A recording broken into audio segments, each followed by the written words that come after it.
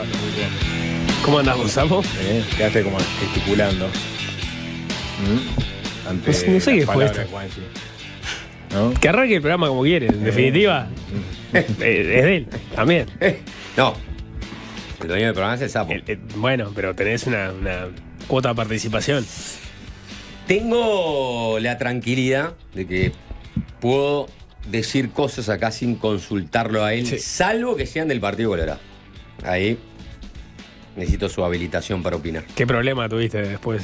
Bueno, no me vengas a romper la pelota. Si vos decís. Hola, Jorge. Hola, ¿cómo andan? ¿Quedaste pedaleando en el aire? ¿Qué pasó? Hacé un comentario, dale. Hacé contrapunto. Me está pidiendo que no le rompa las pelotas, me parece un pedido legítimo. Bien. Está bien, no le voy a romper las pelotas. Ah, perfecto. No es tanto pedir. Ok, hola Zapito, ¿cómo estás? Otra vez, corriendo. No, ya hiciste una de más. Ya hiciste una de más. Ya hiciste una de más. Otra vez. Mirá que los bolsos Por que favor, escuchan el programa. Sapo, te van a odiar. No tanto a Sapo, a Nico, que es el Nico bolso es el que tranquilo. tiene que- Es el bolso moderado. Sí, claro. ¿No? Es Y el bueno. bolso moderado. Soy un tipo consistente, ¿Un bolso ¿no? tibio? ¿Qué? ¿Un bolso tibio? Y sí, se puede decir así. Tibiolso. ¿Eh? Tibolso, tibolso. Tibolso me gusta. Tibolso puede ser, tibolso puede ser. Un saludo a Luchi y Switcher Master también, ¿eh? Buenas tardes para todos.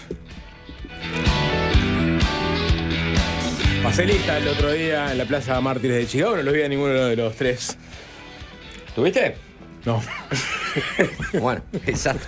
Vos sabés Pero miré que. la transmisión. Vos sabés que. Miraste la transmisión por lo Tampoco. menos. No, tampoco. Bueno, En la transmisión. no sé qué estabas. ¿En qué estabas? Pero lo decís como con cierto orgullo, Sapo, como si tu unipersonal no te convirtiera en un trabajador. Digo, lo que pasó es que no vi el acto del 1 de mayo y tampoco fui. No. Vos sabés No que juzgo he ido a otros al que actos. vaya o al que no vaya. He ido a otros actos y periodísticamente alguien me hizo el comentario que no es menor, que me dijo, ¿te tomaste el día? Yo dije, en realidad, si vas a ir a un acto de 1 de mayo, este era el ideal para ir, porque era el acto del 1 de mayo en campaña, elecciones, a ver qué iba a decir el PIT-CNT, con el plebiscito en la vuelta. Si ibas a ir a un acto del 1 de mayo, era este para Era ir. el 0 de mayo. Era el 1 de mayo más 1 de mayo en años. Totalmente. A mí me parece igual una cosa que. No creo, ¿eh? Lo dije ¿No? hoy No. en doble Pero clic, ¿no?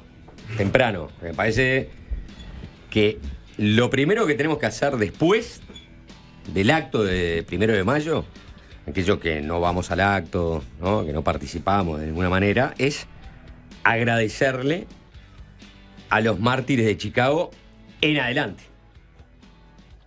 Y lo segundo que podemos plantear sobre la mesa, que no se planteó ayer, si se planteó, por ejemplo, una reducción de la jornada laboral, lo segundo que deberíamos plantearnos es si deberíamos ya a esta altura exigir que no sea solo un día, sino que sean dos. Dos. En China se llama la Semana del Trabajador. ¿De qué te reís? No, digo. Te lo muestro. Para el rincón del vago. que trabajar. Perdón del vago. Bueno, está. Siempre que uno, Sí. siempre que uno, Con esa Juanchi, sorna vas a terminar Juanchi, lejos, ¿eh? tranquilo, Ojo, ¿eh? tranquilo que siempre que aparecen ¿Ah? las reivindicaciones Sí. de los trabajadores, Sí. aparece alguien que dice vagos. La palabra Claro, vagos obvio. siempre aparece Exactamente. ahí, ¿no? Es increíble, ¿no? Duele O sea, cuando lo duele, ves venir de alguien duele. que, No. que trabaja codo a codo contigo, Que ¿no? es un trabajador. Un desclasado. Es increíble. a ver, o sea, desclasado. es lo peor de todo. Desclasado. Cuénteme sobre Si eso. fueras un empresario te la llevo, pero te Claro. estoy planteando. Yo soy un empresario. No, no. Sos una empresa que es distinto. Sos una empresa Bueno, que es ¿qué es distinto. una Sos una empresa? empresa. Sos una empresa que es apenas, distinto. apenas sos una empresa. Soy una empresa, soy un Mirá, empresario. te voy a mostrar acá porque tengo. No fui al rincón del vago. ¿Sabes quién me lo dijo? Pedazo de un ignabo. ¿Sabes quién me lo dijo? Alguien que vivió en China. Ajá. ¿Sí? Sí, Durante 2 Sí. años. Bien. Estamos hablando y me dijo. En China no, es la no me cites la persona que te la dijo. Anda a la no. fuente, por favor. No, acá, mirá. Xi, se llama Xi. ¿Cómo se llama esto? Xinhua We News. controls and reflects the limits of. Perfecto. No sé qué medio es. Sí, vamos Ese intercambio fue bárbaro. a importar esa política de la capital mundial del dumping, ¿no? Bueno. No tenemos bueno. Con, Eh, con China no. Perdón, con China no. ¿por qué sería dumping? A ver. ¿Por qué? Porque produce Gracias, a pérdida. No te quiero dejar en falsa Porque cuadra. produce a porque pérdida si- subvencionado por el Estado chino en algunos rubros. Produce a pérdida. No, porque vos tenés Cualquier una, estado una serie de proteccionista hace dumping, políticas entonces. laborales.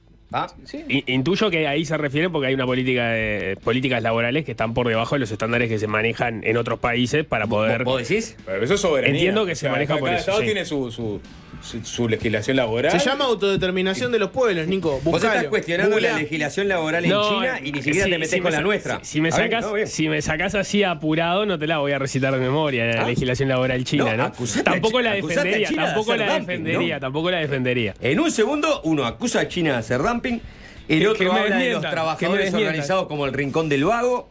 Digo, linda manera de arrancar un 2 de mayo, ¿no?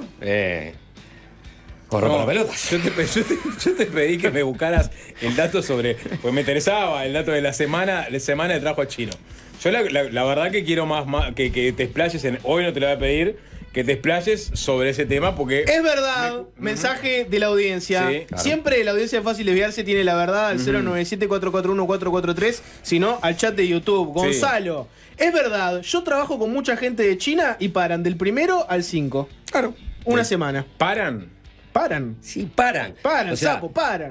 Nico Batalla, que dice que los chinos hacen dumping porque explotan a sus trabajadores, esos trabajadores paran una semana en mayo.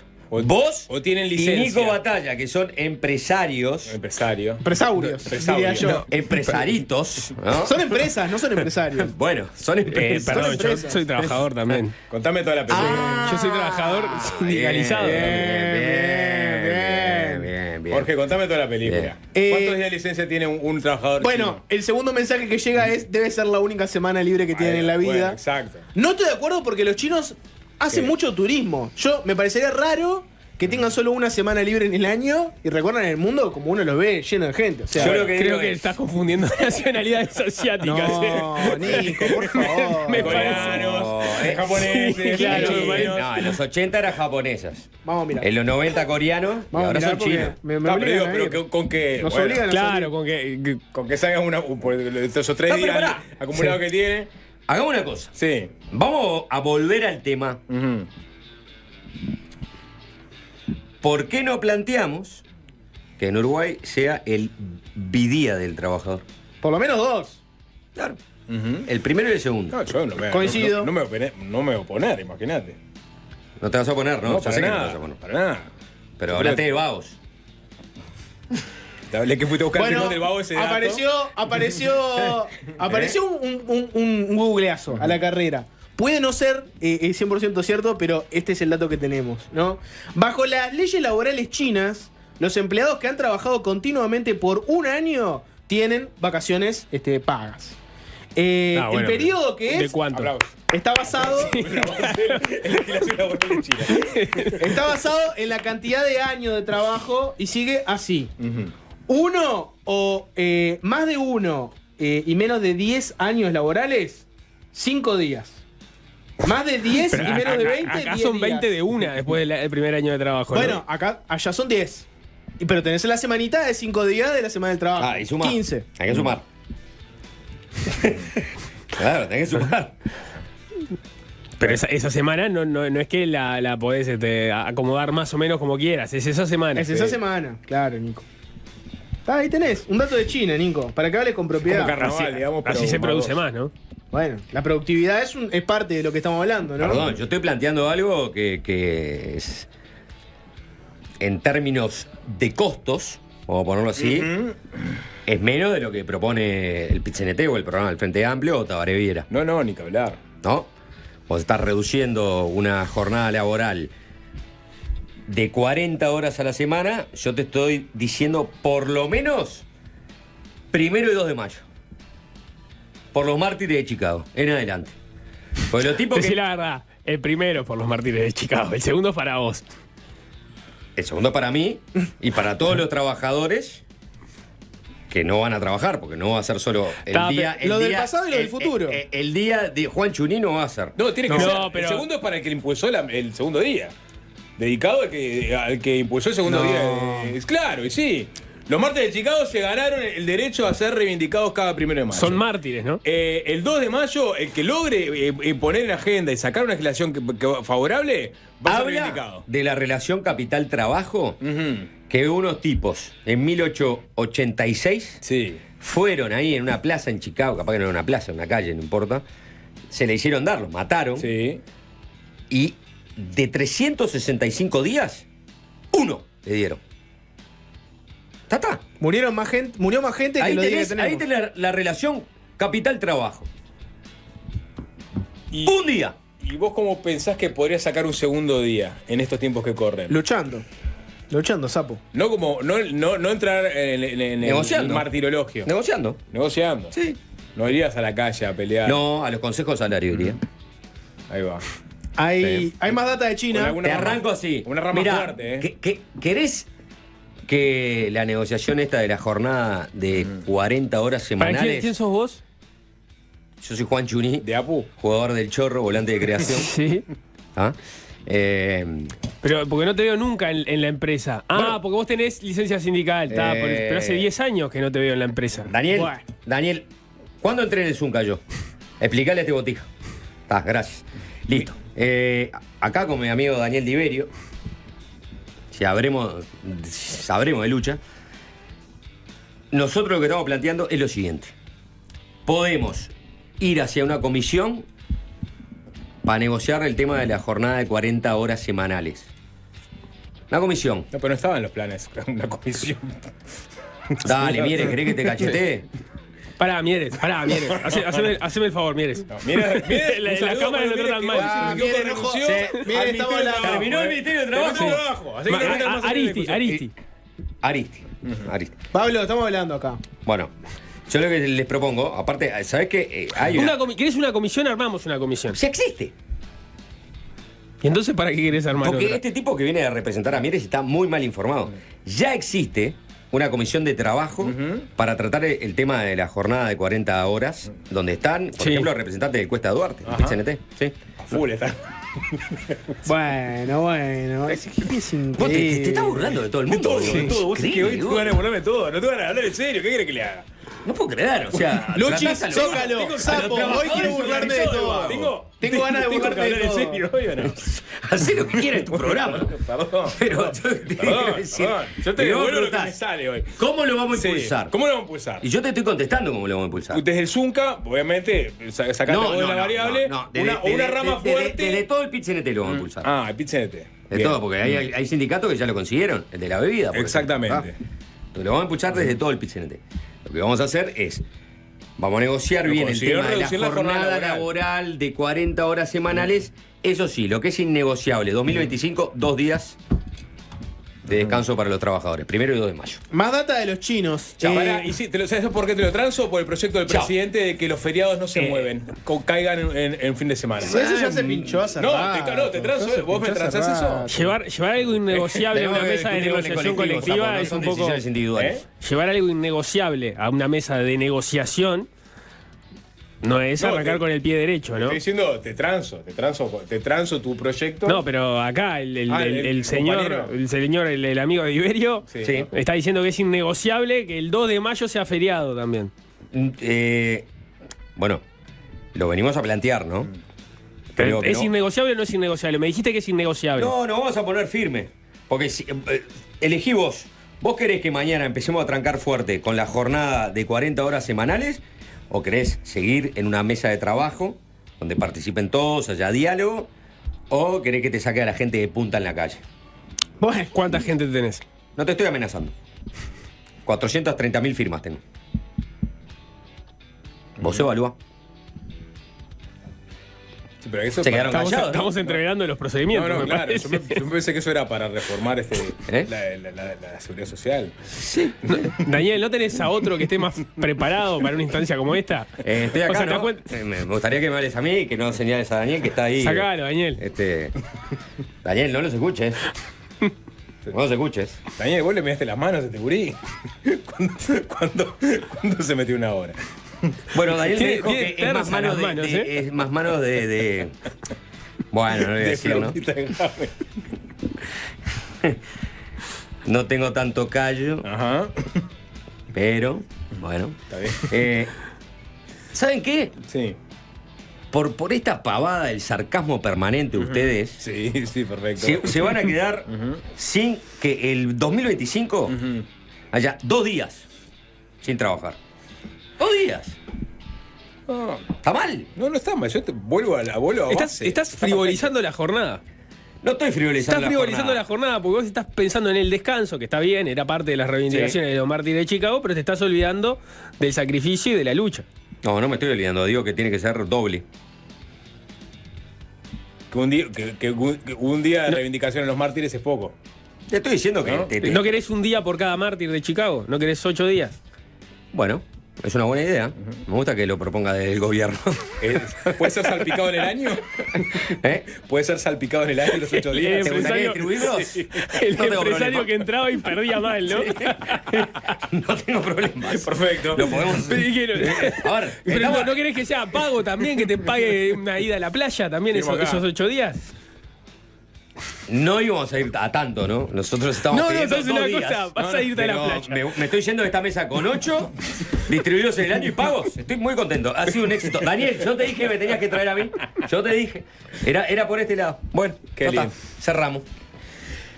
Vamos a entrar en el capítulo 1 de mayo. ¿En serio? ¿Qué pasó, Jorge? ¿Te parece? Si querés. yo qué sé. Hagamos por lo menos 2 o 3 highlights, como le dicen hoy día, ¿no? A lo más sustancial de una jornada o un partido, lo que sea. Sí, pueden ir a la transmisión de YouTube, estamos saliendo en el canal de Del Sol. Lucía, ¿te puedo pedir que pongas que ponches en la transmisión de YouTube la foto? Poné la foto. Descríbanme esta foto. ¿Qué es lo que ven? Para la gente que no está conectada a la transmisión de YouTube, ¿qué es lo que se puede ver en pantalla? Sapo, dame una descripción tuya. Bueno, está el presidente de la República sentado. No es la persona que no. está sentada. ¿Quién es? Veo a Álvaro Delgado sentado en el acto del 1 de mayo. ¿En qué está sentada? ¿En una Está silla de sentado en plástico? una silla de plástico. Parece que estuviera en pandemia porque hay, digamos, un distanciamiento de 2 metros con respecto a Todos. el próximo espectador. Pero lo veo seguro. Lo ves seguro. Lo veo seguro. O ¿En sea, qué posición está? aplomado, brazos cruzados, piernas abiertas, sonrisa, sonrisa plena, mirando fijo a la cámara que lo está registrando.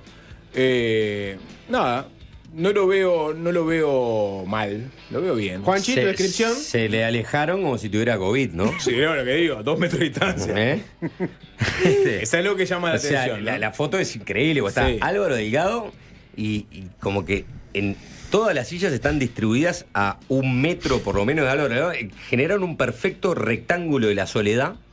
Es el rectángulo de la soledad lo que estoy viendo. Pero dicho esto, voy a quebrar una lanza por el rectángulo de la soledad porque siempre fue a los actos del 1 de mayo. Sí. Y en el año de campaña hizo lo mismo. La foto es. Recibió el rectángulo de la soledad en el año Bueno, de campaña. el año de campaña le hicieron el distanciamiento. Pero fue. Beatriz Estuvo. Martínez se llama la fotógrafa de Subrayado que sacó esta foto. Le preguntaron, después del distanciamiento que le hicieron a Delgado, que nadie se le quiso sentar al lado, después cayeron dirigentes de gobierno, del Partido Nacional. Valeria Ripoll fue, por Y se ejemplo. ocuparon las sillas ahí. Y se ocuparon las sillas alrededor de Era Delgado. espacio reservado entonces. Bueno, había un espacio reservado para figuras políticas de gobierno, Ahí etcétera. está. Pablo Mieres también fue. Delgado fue el primero en llegar entonces. Bueno, no tengo claro si le hicieron el distanciamiento por llegar primero o por qué. No, puede ser, ¿eh? Pero, o sea, pues después es verdad que entre Delgado y el muchacho que está a su izquierda, mirándolo de este lado, estaba, creo que Valeria Ripoll. Por eso, se sentó Ripoll ahí después. Sí. Y bueno, y voy a decir algo más. Una celebración de la democracia uruguaya. Absolutamente. Un gesto Sí. absolutamente republicano de las dos partes. El PIT-CNT, que obviamente en ningún momento lo va a tratar de incomodar, más allá del discurso. Que ahí Bueno, sí, menos mal, ¿verdad? porque si no, Y sería Delgado como- que puede ir tranquilamente. 1 de mayo amarillo. 1 de mayarillo. Lindo. El 1 de mayo más tibio, ¿no? Bueno, gracias a que está Álvaro Delgado acá, el gobierno nos ha dado todo en estos 4 años. Viene récord de puestos de trabajo. Bueno, a eso iba a ir. Récord de masa salarial.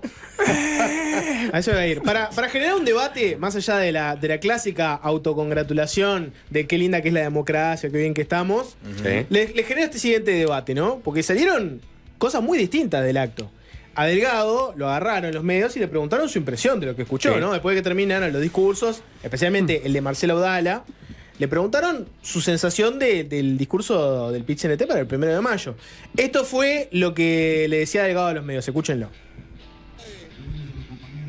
El candidato presidencial por el Partido Nacional no podía hacer otra cosa que venir a hacer lo mismo, lo de siempre. A escuchar con el mismo respeto, obviamente discrepo profundamente con la mayor parte del discurso de Marcelo Abdala, que es un discurso muy ideológico y sobre todo muy concentrado en algo que ellos impulsaron y parte del PIT-CNT y parte del Frente Amplio, que es el plebiscito contra el sistema de seguridad social. Vamos a dar tiempo de discutir este tema en la campaña. Este va a ser un tema de campaña, obviamente, porque las firmas se van a llegar y va a haber plebiscito. Yo lo que puedo decir es que yo voy a estar del lado de la defensa del ahorro de los trabajadores. Así que Delgado lo que comentaba es que le parecía, por un lado, que el discurso de Abdala había sido muy ideológico y que había estado centrado en el plebiscito. Y Una respuesta fuerte del presidente de la República que salió con un discurso de perderle el miedo a la ideología, ¿no? Últimamente. bueno, Mirá, la tenía guardada del 1 de mirá que marzo tenía esa, Nico. ¿eh? Mirá que tenía Nico. Está bien. Mirá que tenía No, Nico. pero no fue una respuesta, decís. No, pero No creo que creo. va en tal caso se corresponde, ¿no? Y cuando vos decís un discurso muy ideológico, estás hablando de ideas. Pero para mí Delgado Claro, lo pero dijo. si decís que no hay que perder el miedo de hablar de... O sea, si vos decís es un discurso muy ideológico, no estás diciendo que no te gustan las ideas, estás discutiendo que entendés que hay ideología en las ideas. Eso es lo que yo interpreto. Sí. No, que entendés que en ese acto del 1 de mayo tendría que quedar lo ideológico por fuera. No, yo No, lo que. O sea, pero me parece medio, No, medio, es medio, utópico medio lo que utópico plantea, eso, es ¿no? absolutamente utópico. Me parece que vamos Pero- a discutir sobre algo que nos va a llevar hacia el sinsentido, pero... A diferencia de lo que ocurre en el programa habitualmente, ¿no? Y lo que perdón, viene siendo Pancho, hasta tengo un ahora, elemento, estos tengo un primeros elemento 45 para- minutos de tengo un programa. elemento para Vos andás a escuchar a Delgado de las anteriores, a los anteriores 1 de mayo, y solamente diga lo mismo. Fue un discurso muy ideológico, estamos en las Traducido a la antípodas, práctica. pero siempre estamos acá. ¿Puedo traducirlo con un elemento? Sí, Te por lo supuesto. trabajo con un elemento. Dale. Puede haber un tufillo, que puede haberlo obviamente, que a veces de la derecha se habla de que todo es muy ideológico, etcétera. Puede haberlo, pero para mí Delgado, el foco que hace es los datos, los logros del gobierno versus el discurso de barricada para pegarle. ¿Y por qué te lo digo? Delgado ahora salió con un spot muy fuerte, que de hecho está hace unos días ya pautando en medios, etcétera, que su foco justamente es ese. Miren cómo es el spot que está con el que salió Delgado. Hoy se presenta el programa de Delgado hablando de todo un poco. De por acá viene el spot que estaba presentando Delgado. Mírenlo. 40 años. Dio vuelta al Uruguay. Después de 50 años, el Cerro tiene su hospital como merece. 480 millones de dólares para solucionar el tema de los asentamientos. Vamos a ir a las 61 localidades del interior a darle saneamiento como merece. Hicimos la reforma educativa, dignificamos la carrera docente, cambiamos la gobernanza de la educación, bajamos el déficit, bajamos la deuda, bajamos la inflación a la mitad, bajamos el informalismo, aumentamos la inversión, creamos 80.000 puestos de trabajo más, aumentamos el salario real. Gracias a estos cimientos podemos encarar un salto al desarrollo. Yo quiero proponerles a los uruguayos... Después podemos discutir exactamente otro dato que El tira. segundo piso de transformación. Pero si se fijan, Sí. lo que él dice es, te bajé el informalismo, aumenté el salario real, generé 80.000 puestos de trabajo. Cuando él dice, esto fue muy ideológico, también lo que hay que entender es, no me vinieron con los datos positivos que podrían haber tirado y vinieron a pegarle al gobierno. Sí, pero digo, eso siempre va a ser. Seguramente en mucho más, me parece, en mucho más medida desde el PIT-CNT, pero también desde la Asociación Rural del Uruguay. Yo qué sé, le puede pasar a un político de izquierda que vaya a escuchar el discurso de la ARU y entienda que a veces es un discurso ideológico que no hace cierto reconocimiento. Creo que en el PIT-CNT está mucho más comprometido con la izquierda porque hacen cosas que la ARU jamás haría. Por ejemplo, apelar a la democracia directa, juntar firmas, ¿no? Llevar adelante un plebiscito. Pero tienen esa manera de traccionar su compromiso ideológico, más allá, obviamente, de representar a los trabajadores. Entonces, cuando vos decís es ideológico, decís, bueno, está mucho más, es mucho más condescendiente a veces con el Frente Amplio que con nosotros.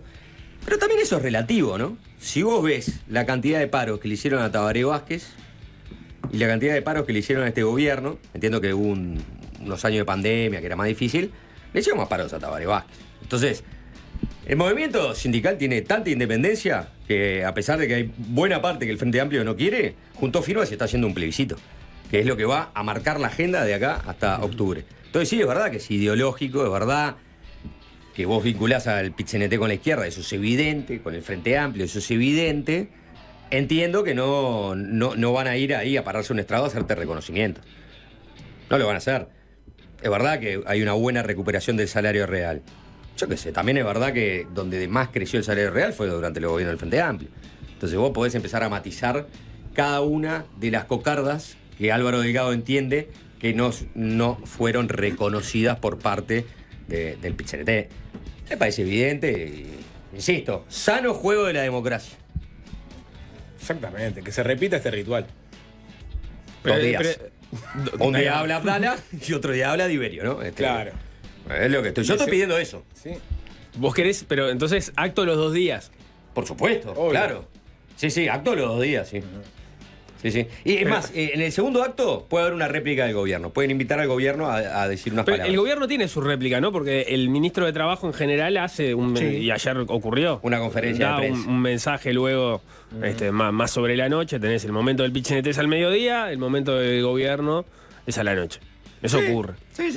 Que siga esta rutina republicana. Creo sí, de todas maneras, que este acto... ¿No es un acto para la foto? Jorge quiere ¿No es picar. un acto para la foto? No, Porque ¿cuál es el...?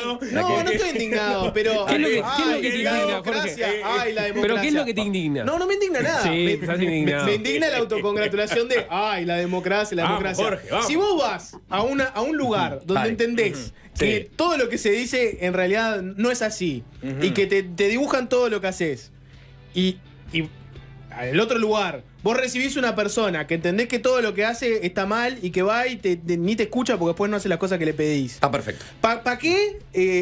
La democracia no sé qué, si es un acto performático donde yo voy, hago como que te escucho, yo te recibo, hago como que está todo bien contigo cuando en realidad te mato, todos nos sacamos la foto de que somos re buenos, porque en el fondo no es nada. Claro, primero, hay mucho de performático en hacer política, ¿no? Sí, Eso, entonces tampoco le saquemos ese valor. El arte y la política, dicen algunos. Opa. Si será performático, ¿eh? Sí, Bueno. sí, ese tipo de reflexiones, Sapo. Las palabras importan. El arte de la política, ¿qué es un arte? ¿Le Es una dijiste sapo? performance. Sí. ¿Está bajo consumo? No, le dije sapo. Sapo te está censurando. No, Sapo yo te dije, está censurando. Le dije, siga ese tipo de expresiones. dije, Sapo, bien, el bien. arte de la política. Sí. Opa. No, vos viniste en una onda burlesca, Sí, Juanchi dijo, el arte de la política. vino en una onda Vos te reís sarcasmo, y yo sí, te es digo, verdad. Juanchi tiene razón, Sí, el está arte de muy la sarcástico, política. ¿eh? Yo lo único que decir es que Pero- esto, lejos de ser performático, es la forma que aún Uruguay logra Sí. que la gente siga en la cara las cosas. O ¿Que la gente qué? Se diga en la cara las cosas. Acá tenés a una. Está bueno. Pero Tenés no solo a eso. Marcelo Abdal arriba en el estrado Está bueno. y al candidato a presidente del Partido Nacional abajo. Y al ministro de Trabajo. Y al ministro de Trabajo diciéndose en la cara las cosas. claro. Vos compartir el espacio. Compartir el Eso, espacio. Es verdad, Valeria Ripoll se quejó. Aparentemente hubo gente que le gritó. Está mal, obviamente, pero eso es. No te puedes hacer cargo de todos. de los energúmenos. No. Exacto, No te puedes hacer exacto. cargo Pero de los energúmenos. el hecho de que puedan compartir espacio. Y sí, es verdad, no les va a gustar lo que va a decir, pero estás ahí, te sentás, escuchás, no te va a hacer Eso daño es lo más escuchar. preciado de la democracia uruguaya, Jorge. Jorge, Eso que amamos pasa- la democracia uruguaya y yo entiendo que vos quieras que alguien critique toda esta hipocresía, pero no lo Está vamos bien, a criticar. hagamos como el fútbol, o sea, que los grandes juegan cada uno en su estadio y el rival no puede visitar. ¿Vos querés No, eso, Jorge? Vamos hacia el fútbol. ¿Vos querés No. la futbolización de la sociedad uruguaya? ¿Vos querés que cuando sea en el parque solo vayan lo de Nacional? Cuando sean el campeón del siglo solo vayan lo de Peñarol? Eso es lo que querés, Jorge. Es interesante que traigan el fútbol como metáfora, como siempre, porque es de lo único que se puede hablar, pero es interesante porque esto que ocurre sería como si se juntara, como si Ruglio fuera al Gran Parque Central, es Gran Parque Central, ¿verdad? Sí, Gran Parque Central, al Gran Parque bien. Central, ¿no? Va a la tribuna de Nacional, lo putean todo, se saca la foto y dice, qué bien que está el fútbol uruguayo, miren, yo pude ir acá y estar. Y en el fondo vos sabés que se odian mutuamente, que nunca van a colaborar en nada. Pero no se odian mutuamente y colaboran, es lo que te quiero decir. O sea, primer punto. Si quiero ir voy a ser breve, ¿no? Sí, dale. Hubo una pandemia. Pero pará, tú le des, o sea, el discurso que está teniendo Jorge, no hay que darle casi que ni cabida. Vamos a darle cabida porque somos respetuosos y democráticos, yo pero creo solo que por eso. En la democracia solo por eso. siempre hay que fundamentar, inclusive si uno puede percibir la impostura del otro lado. Solo por eso. ¿No? O sea, uno tiene que argumentar ante la impostura también. Y ojo, estoy arriesgando, porque quizá Jorge realmente piense que esto es un poco hipócrita. Hay un poco de sofismo en todo esto. Pero Hay un sí. poco de sofismo, pero sí. bueno. Pero es bueno el sofismo porque nos permite también tener... Elabore. Y sí, porque si no estaríamos todos de acuerdo y ya hubiéramos cerrado el programa hace horas. Yo voy a decir una cosa. Se ponen de acuerdo, permanentemente se ponen de acuerdo. Se pusieron de acuerdo en el primer Consejo de Salario que estableció un año para recuperar empleo y renunciar a la recuperación de salario. Entonces, permanentemente se está negociando en Uruguay. Y eso es lo bueno. Hoy yo escuchaba al ministro Mieres que dice que hay una mesa de trabajo donde participa el PIT-CNT para analizar el tema de la jornada de las 40 horas semanales. O sea que siempre hay negociación. Después está eso, que creo que fuiste vos, Nico, que dijiste lo performático de la política. Es verdad, cuando vos vas a la tribuna, le vas a hablar a la tribuna. Debería ser más ecuánime. Y no, es la tribuna, yo qué sé. Lo importante me parece que no es lo que digas en la tribuna. Lo importante es que en este acto de 1 de mayo, me parece que el discurso del PIT-CNT lanza como dos cosas que son muy fuertes, ¿no? Porque lanza, por un lado, bueno, pongamos sobre la mesa la jornada laboral de 40 horas a semana y te traigo un plebiscito donde te pongo 60 años la jubilación, te pongo eliminar el ahorro individual, por lo menos, y la igualación de la jubilación mínima con el salario mínimo nacional. Y hay un punto más, ¿no? El reclamo o el pedido de un diálogo nacional por el desarrollo productivo del país. Está bien, pero eso está bien, porque ahí está el tema. Claro, por eso digo, es relevante en relación a las otras discusiones que están planteando. Lo que acaba de decir Nico es el punto clave. O sea, vos, ¿qué tipo de discusión querés tener? Ahora, un poquito en serio, ¿no? ¿Qué tipo de discusión querés tener sobre el país? ¿Querés tener la discusión de cómo redistribuimos lo que tenemos? ¿O cómo crecemos y vamos avanzando en la redistribución? Y vos lo tenés que mirar como país, porque Abdala, hoy yo lo escuchaba en Desayunos Informales, muy buena nota en Desayunos Informales, la recomiendo a Marcelo Abdala, excelente nota hoy. Marcelo Abdala decía, Uruguay es un país rico. ¿Es rico con respecto a qué? Sí, con respecto a Argentina, si lo miramos en términos de crecimiento, de ingreso per cápita, lo que ha sido Argentina y lo que es Uruguay, es rico. Respecto a los países de mayores ingresos, ¿es rico? No, no es rico. ¿Cuánto crece Uruguay en los últimos 10 años? Un 1% anual. Tenemos problemas, ¿no? En cada acto del PIT-CNT se habla de los salarios sumergidos. Antes eran los 13.000 pesistas, después fueron los 15.000 pesistas, según iba evolucionando el salario, después fueron los 20.000 pesistas, esos siguen existiendo. Entonces, si pasaron 10 años, ¿qué es lo que tiene que estar sobre la mesa?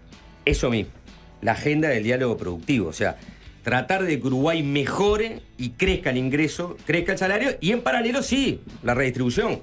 Pero si no es, vamos a discutir sobre esta tortita chiquita que tenemos y cómo la redistribuimos. ¿Cómo? Bueno, te meto esto en la Constitución, o la jornada de 6 horas, aprobarla ya. Yo te hago el desafío de que vos revises los actos del 1 de mayo de acá a 10 años para atrás y en todos estuvo el punto que Nico... Se lo pregunté hoy a Abdala. En realidad, los puntos que componen esa mesa de diálogo, sí, han estado todos. la propuesta de una mesa de diálogo, por lo que decía Abdala hoy, no. Está bueno, pero el tercer eje siempre de crecimiento para mejor distribución siempre está en los actos del 1 de mayo y es el punto de unión entre toda la sociedad. Pero ponele, pensando en lo que dice Juanchi, si vos estás pensando en una sociedad que va a ir hacia o que va a tensionar o a discutir una jornada laboral más corta o una cantidad de horas de trabajo por semana más corta, que eventualmente tiene el plebiscito arriba de la mesa, y más allá de si está el plebiscito o no, va a ir a un diálogo, podría llegar a ir a un diálogo social para una nueva reforma de la seguridad social, dependiendo de quién gane las elecciones, etcétera.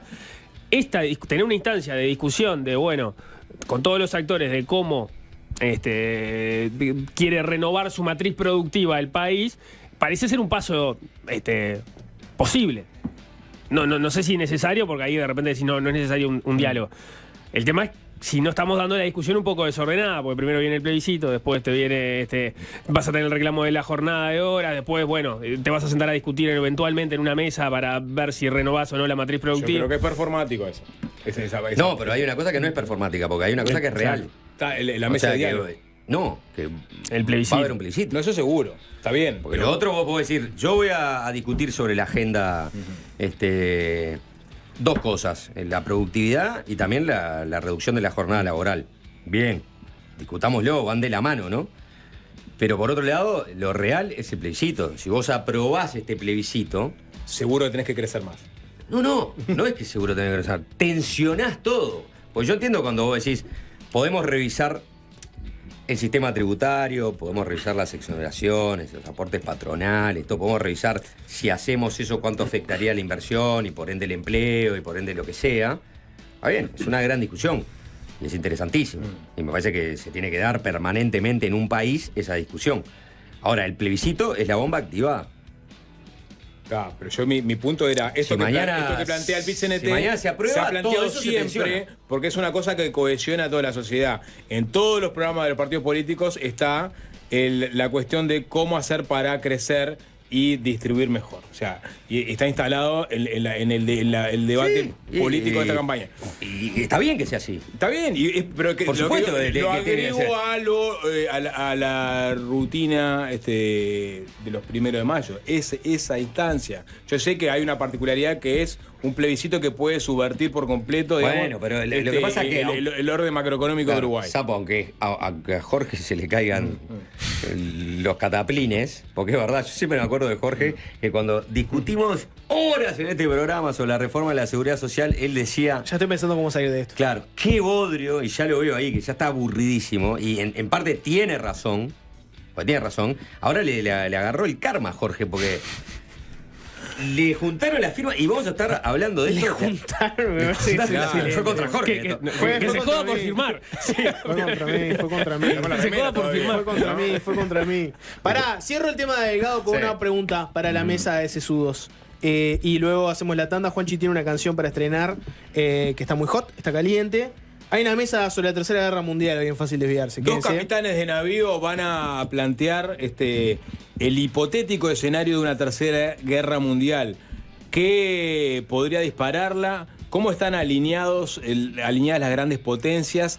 ¿Qué alianzas existen que podrían eventualmente enfrentar a unos y otros? ¿Y qué sucedería si todos apelaran a su arsenal bélico a pleno? Bien. Para cerrar el punto sobre Delgado, la política, la performance, me convencieron. Saludo a Álvaro Delgado por su gesto democrático. Tú, Andrés Ojeda, también. Me parece que sí. Jorge, pero Delgado me parece que tenía como otro peso, ¿no? Ojeda no lo consideras, ¿no? Lo considero, pero en otro nivel. Okay. Felicitaciones a Álvaro Delgado. Fue parte de la mejor política. Demuestra que en Uruguay hay un Uruguay democrático, que escucha. Me interesa conocer su opinión del presidente, ¿no? Digo, porque es la democracia perfecta. ¿El presidente tendría que haber estado ahí, por ejemplo? La calle Pou tendría que haber estado ahí. Nunca fue, ¿no? Su ausencia en los actos del 1 de mayo va en contra de esa democracia perfecta, de escuchar, de ir aunque te puteen, de no hacerle caso a la tribuna. Creo que es un buen punto el que planteás, para empezar. Solo hago preguntas. Sí. No, pero es un buen punto. Está bien, ¿No te parece? Probablemente, a ver, probablemente el próximo presidente va a haber ido a los actos del 1 de mayo. Hay que ver si es una política que se revierte o no. Claro, sí. Y es otro buen punto que plantea Nico. Delgado, hay que la calle nunca fue lo que pasa. No. Entonces, Delgado siempre fue. Y Delgado siempre fue. Delgado va a ir si es presidente. No es una cuestión institucional acá, es más la beta personal de cada uno, ¿entendés? Yo qué sé, si vos me decís, en los términos ideales, está bueno que una organización de trabajadores, con el peso que tiene el CNT, ¿no? Y vaya un presidente a escucharlo, y sí, está buenísimo. De la misma manera que está mejor bueno, que vaya que no. Está mejor que vaya que, obvio, por supuesto. Pero bueno, claro, en el caso de la calle nunca fue, me parece. Delgado sí. Vamos a ver si el día de mañana Delgado llega a ser presidente, si sigue yendo. Capaz que sí, de ahí hay un cambio, pero...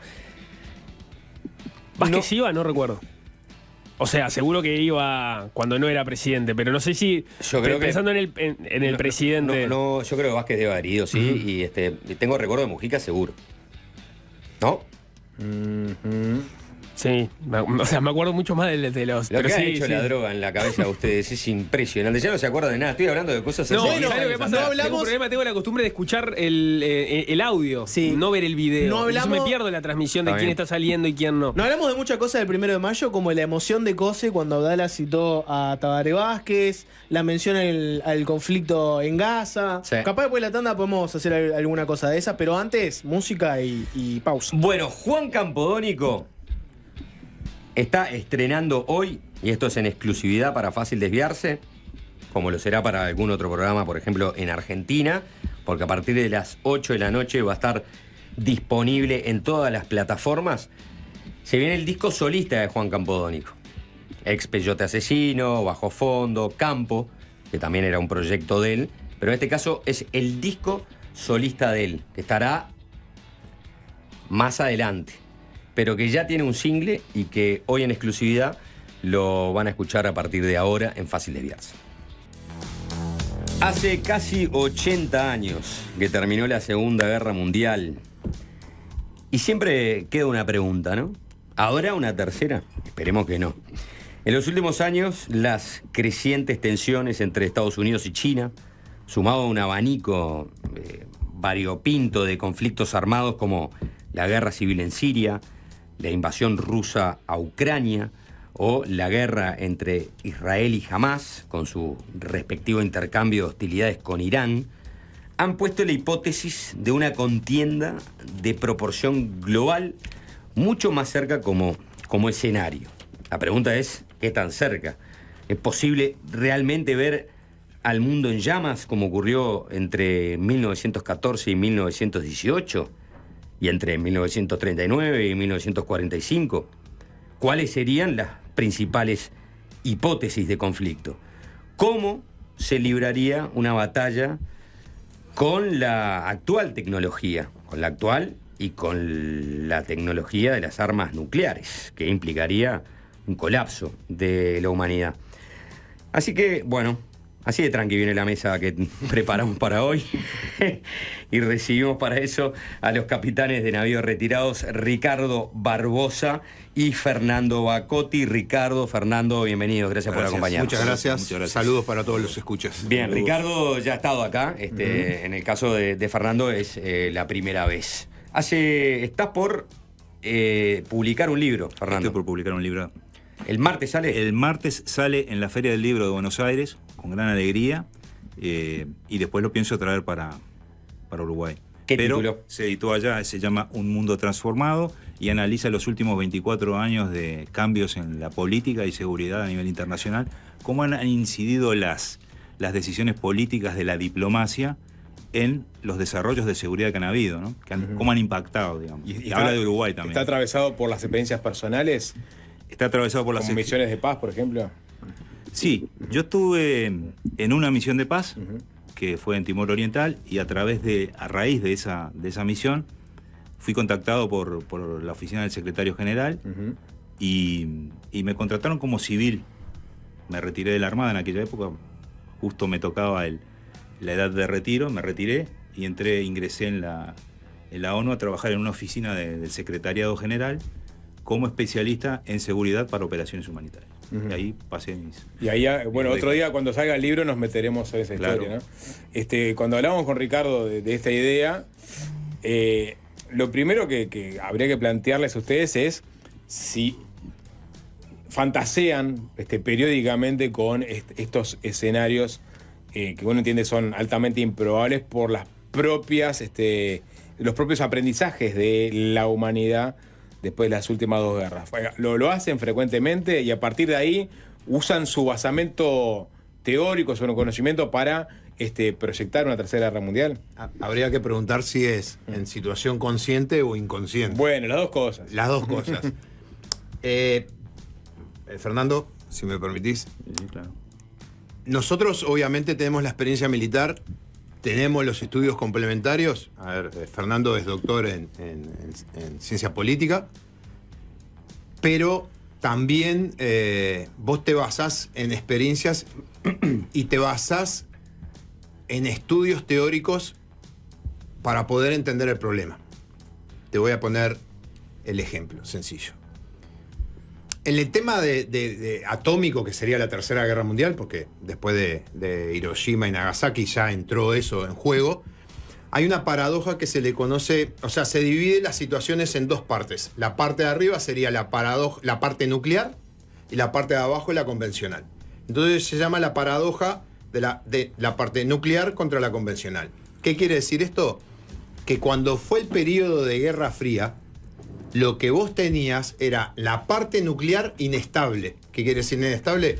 Tensión, temor, amenaza, posibles ataques. Y la parte de abajo, que era la convencional, pequeñas guerras. Las proxy war, como se llama, ¿no? La guerra Ahora de le dicen las proxy aproximación. war, pero antes eran un Vietnam, una Argelia, unos Claro. tiritos ahí. Afganistán. Sí, se arregla entre los que estaban en la Guerra Fría. Termina la Guerra Fría y viene un periodo de estabilidad en la parte nuclear, porque desaparece la Unión Soviética.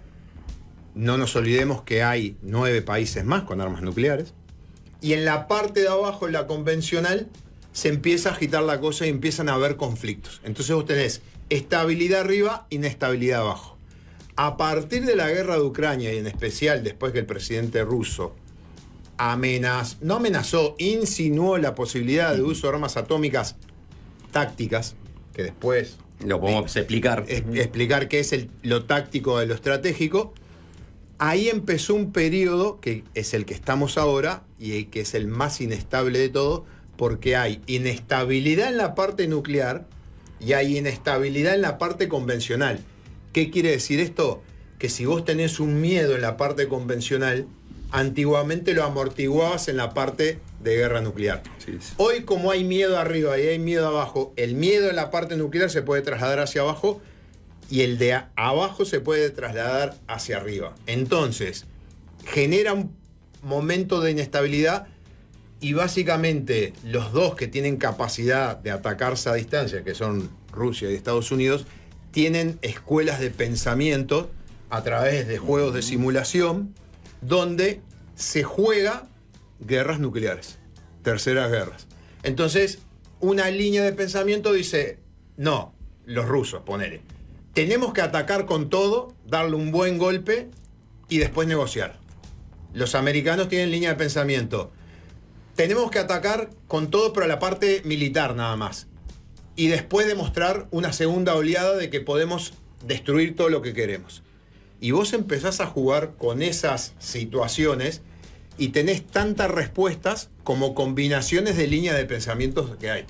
Pero lo que estábamos hablando con Fernando abajo en la cafetería, lo que nadie se pregunta, y vos tampoco te lo preguntaste, esta tercera guerra mundial,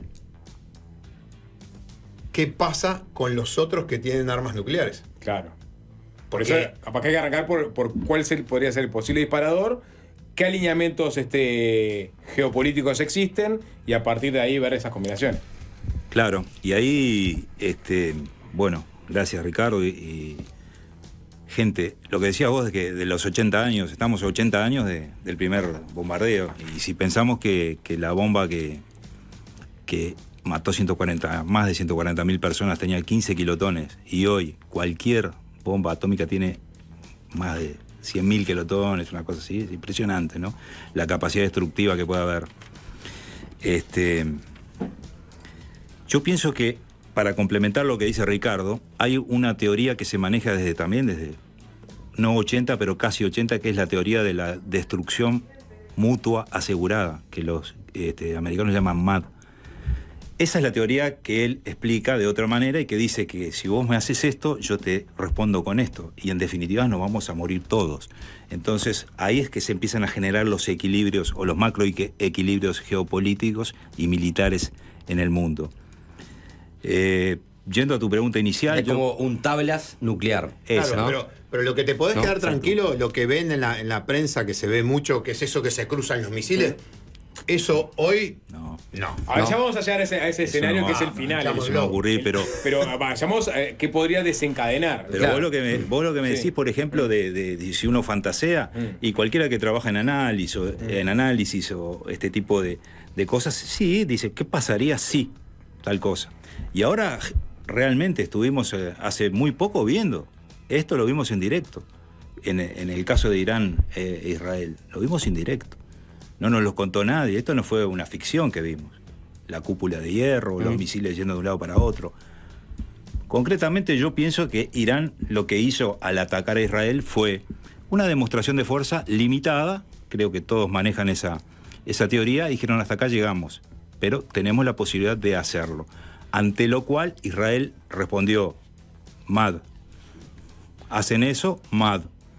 Mutual Aggression Destruction, ¿no? Exacto, nos morimos todos. Nos morimos todos. ¿Por qué? Porque así como Putin ha dicho que para él la guerra de Ucrania es un tema existencial, el ganarla es un tema existencial, está diciendo que los hombres que manejan este tipo de sistemas tienen sus propios códigos morales y de ética. Y cuando es un hombre, ya ahí la fase de incertidumbre es muy grande. Es mayor. Lo que puede pasar. Le voy a dejar planteado este escenario para que los dos respondan. Hoy lo pasaba al grupo de Fácil Desviarse, ¿no? Hay un periodista que hace un podcast, se llama Lex Friedman, y hace no mucho entrevistó a Annie Jacobsen, que es una periodista norteamericana que ha escrito, por ejemplo, entre tantos libros, El cerebro del Pentágono, ¿no? Entonces, ella hace un análisis de cómo está distribuido el organigrama del procedimiento de un ataque nuclear en los Estados Unidos. Entonces, todo termina en que hay una sola persona que tiene la capacidad de eyectar el botón y que es el presidente de los Estados Unidos. Y que esto lo creó Eisenhower, ¿no? ¿Verdad? El ARPA, que después se fue el DARPA y todos los organismos conexos que se prepararon para actuar en ese sentido. Entonces, hay una sola persona que tiene la responsabilidad y la ejecución, sin que pase por ningún otro procedimiento de decisión, de actuar. ¿Por qué? Porque es la famosa ventana de los 6 minutos, ¿no? Los misiles intercontinentales tienen 6 minutos y son lanzados de Moscú hacia Estados Unidos. Entonces, donde vos detectás que viene un misil, tenés 6 minutos para tomar la decisión de si lanzás el Armagedón o no. Y ella decía, yo he hablado con muchos secretarios de defensa sobre este tema, y vos podés decir, nadie va a cometer esta locura. Pero lo que me han dicho es, todos se plantean la duda. Dicen, puede pasar. Entonces ella dice, todos podemos llegar a depender de que un solo tipo tenga que decidir una ventana de 6 minutos porque otro tipo capaz que cometió la locura, ¿no? Ese escenario, ¿a ustedes les parece plausible, real? Es decir, en eso que venimos hablando, ¿no? Lo que pasa que eso que ella dice, para los que están en el tema, saben la historia que hubo atrás. Desde amotinamientos en submarinos, desde que en los lugares de lanzar eran 2 personas y a su vez tenían 2 personas con una pistola atrás, porque si no accionaban la llave le pegaban un tiro en la nuca y los tipos accionaban la llave. O sea, hubo todo una serie de fallas, porque a veces la decisión puede venir por una falla humana. Siempre pongo un ejemplo. Guerra de los misiles, Cuba, pasa un avión U-2 por arriba de Cuba, lo derriban los cubanos, muere el piloto. Estaban en plena negociación. Y atrás de la oreja de Kennedy, ya a volar toda la isla, que no quede nada. Y Kennedy llama a Nikita Khrushchev. Fidel Castro le manda una carta a Nikita Khrushchev diciendo que haga un ataque preventivo a Estados Unidos. Los líderes hablan entre ellos. Los líderes políticos hablan entre ellos. Ahora, ¿qué pasa? Eso es cierto, pero hoy tenés una incertidumbre de duda mucho más grande, porque, por ejemplo, y no vamos a entrar en tecnicismo, el misil, el Iskander, que es el supersónico ruso, puede ser convencional o atómico. ¿Cómo sabés vos que lo que viene es una bomba convencional o es atómica? O cae en las afueras de un lugar, o explota y cae en el medio. Son 6 minutos. Pero el problema es que hoy vos no sabés si no te están jugando. A ver, la información que nosotros manejamos. La casa de los chascos, me querés decir. Claro. Que te tienen uno que no es nuclear y te creen todo un sistema de alarma. Yo no fui. Claro. Fue un tipo que. Hay un libro de Allison, de Graham Allison. Un subversivo que ya controlamos. Ponele. Claro, pero Graham Allison escribe un libro que se llama La esencia de la decisión, que es el análisis de las crisis de los misiles. Claro. Todavía está vivo el viejo, que es el de la trampa Tucídides. Y hace un análisis del estado de la gente y de la institución. Y él plantea que había soldados rusos en Cuba que podían hacer pic y largaban un misil y se pudría todo. Chau. Claro. Por eso es la concentración del poder. Pero ahora, en estas teorías que nosotros estamos hablando, y para no sacarle el misterio, la otra vez el Financial Times publicó alrededor de 25 documentos rusos de juegos de guerra contra China. Juegos de guerra nucleares. Entonces vos decís, sí, pero contra China, sí, pero a mí lo que me sirve es la línea de pensamiento rusa para un enfrentamiento nuclear. Y la que maneja hoy Putin es de una escalada pequeña, dando un mensaje, tira un misil atómico táctico hasta 5 kilómetros de alcance, o como había antes, claro, que debe haber todavía, que son de artillería, son chicos. Las bombas tácticas. Las bombas tácticas, o una de neutrones, que en 24 horas no hay radiación, te subís al tanque y lo manejás. Y a su vez convencionalmente hago otra cosa. Por ejemplo, Lituania, Letonia y Estonia tienen 60 kilómetros de ancho. Invado por ese lado, tiro un misil nuclear táctico. El problema que vos tenés en la OTAN, que el artículo 5, si bien dice que es, si nos atacan a uno, atacan a todos, pero lo que dice es que cada uno responderá de acuerdo a sus medidas, pudiendo llegar al uso de la fuerza. Entonces, mientras vos vas al baño, venís, te fijás qué pasó, pim, pum, pam, pam, el otro te pateó la puerta, te entró al cuarto, te robó las cosas y se fue. Bueno, yo quería ordenar, justamente, antes de llegar al escenario nuclear, qué enfrentamientos o qué tensiones podrían eventualmente desencadenar en un cruce entre Estados Unidos y Rusia, por ejemplo. Pero hablaron recién de Israel-Irán. Y en su momento tuviste una tensión entre Pakistán y la India, y tenés a China, que tiene sus propias tensiones. ¿Cuáles serían los posibles escenarios que desencadenarían? Bueno, obviamente tenés a Rusia amenazando a la OTAN y claro, Estados Unidos claro, de retaliación. ¿Cuáles serían los posibles escenarios que decantarían en un Y viste que ayer el presidente de Irán, anteayer, estuvo en Pakistán. Ahí está, por eso digo, o sea, hay muchas alianzas, muchas enemistades cruzadas. ¿Cuál sería el escenario perfecto para que desencadene un conflicto nuclear? Yo creo que tu pregunta digamos, es el disparador para preguntarse cómo se está redistribuyendo el poder mundial hoy por hoy, ¿verdad? Porque hay una redistribución notoria para lo que es el poder. Y a mí me preocupa mucho en este momento ver cómo ha crecido la India silenciosamente para nosotros, que estamos de este lado del mundo. Porque nosotros vivimos del otro lado del mundo. En donde pasan las cosas, este tipo de cosas que hablamos, es allá. Y la India está generando un poder naval gigantesco, porque como todo su comercio, el 95 o el 93% de su comercio es a través de rutas marítimas, ellos han generado una gran marina y ahora están diseñando todas las armas estratégicas para poner en sus submarinos. La China es otro jugador que está también en este tema. Entonces yo marqué 4 escenarios acá. Uno, ya lo dijeron ustedes, es el tema de la tensión permanente que hay entre los dos grandes, ¿verdad? Los dos que pueden volver a que el mundo sea bipolar. Rusia, Estados Unidos. Claro, o unipolar. Ese es Rusia, Estados Unidos, es un clásico, ¿verdad? Y casualmente yo creo que esa es la menos posible. Yo creo que esa es la menos posible, por todo lo que hemos hablado y por lo que estamos viendo. Los dos grandes se van a cuidar de no generar una destrucción masiva. Asia Oriental, y ahí tenemos a Corea del Norte, que está permanentemente amenazando a todos sus vecinos, a Japón, a la otra Corea, a Taiwán. Los está amenazando a todos, ¿verdad? Y ahora probablemente aliándose con Rusia para generar algún otro ataque. Entonces, ¿cuál puede ser ahí el disparador? Y que lo que hablábamos hoy, la persona. En Corea del Norte yo pienso en la persona. Que la persona quiera transgredir una de esas líneas rojas y un día diga, hoy me levanté con ganas de generar una explosión que no sea en el atolón de no sé dónde. No ha pasado todavía con los Kim Jong, ¿no? Que sea en tierra, claro. Todavía no ha pasado que crucen esa línea. Pero ¿sabés qué pasa? Perdona que te corte, Fernando. Las pruebas que hace Corea del Norte, lo que está demostrando es que la tecnología de Occidente no tiene la capacidad de detener a un misil intercontinental cuando está en la primera fase de ir hacia la estratosfera. Claro. Cuando está subiendo. Si vos lo destruís ahí, se elimina la amenaza. Si vos lo destruís cuando está bajando, capaz que no lo destruís, hace rebotar y te cae a 200 kilómetros de distancia, es una bomba. ¿No tiene Occidente eso, Fernando, para rebatirlo? No. No.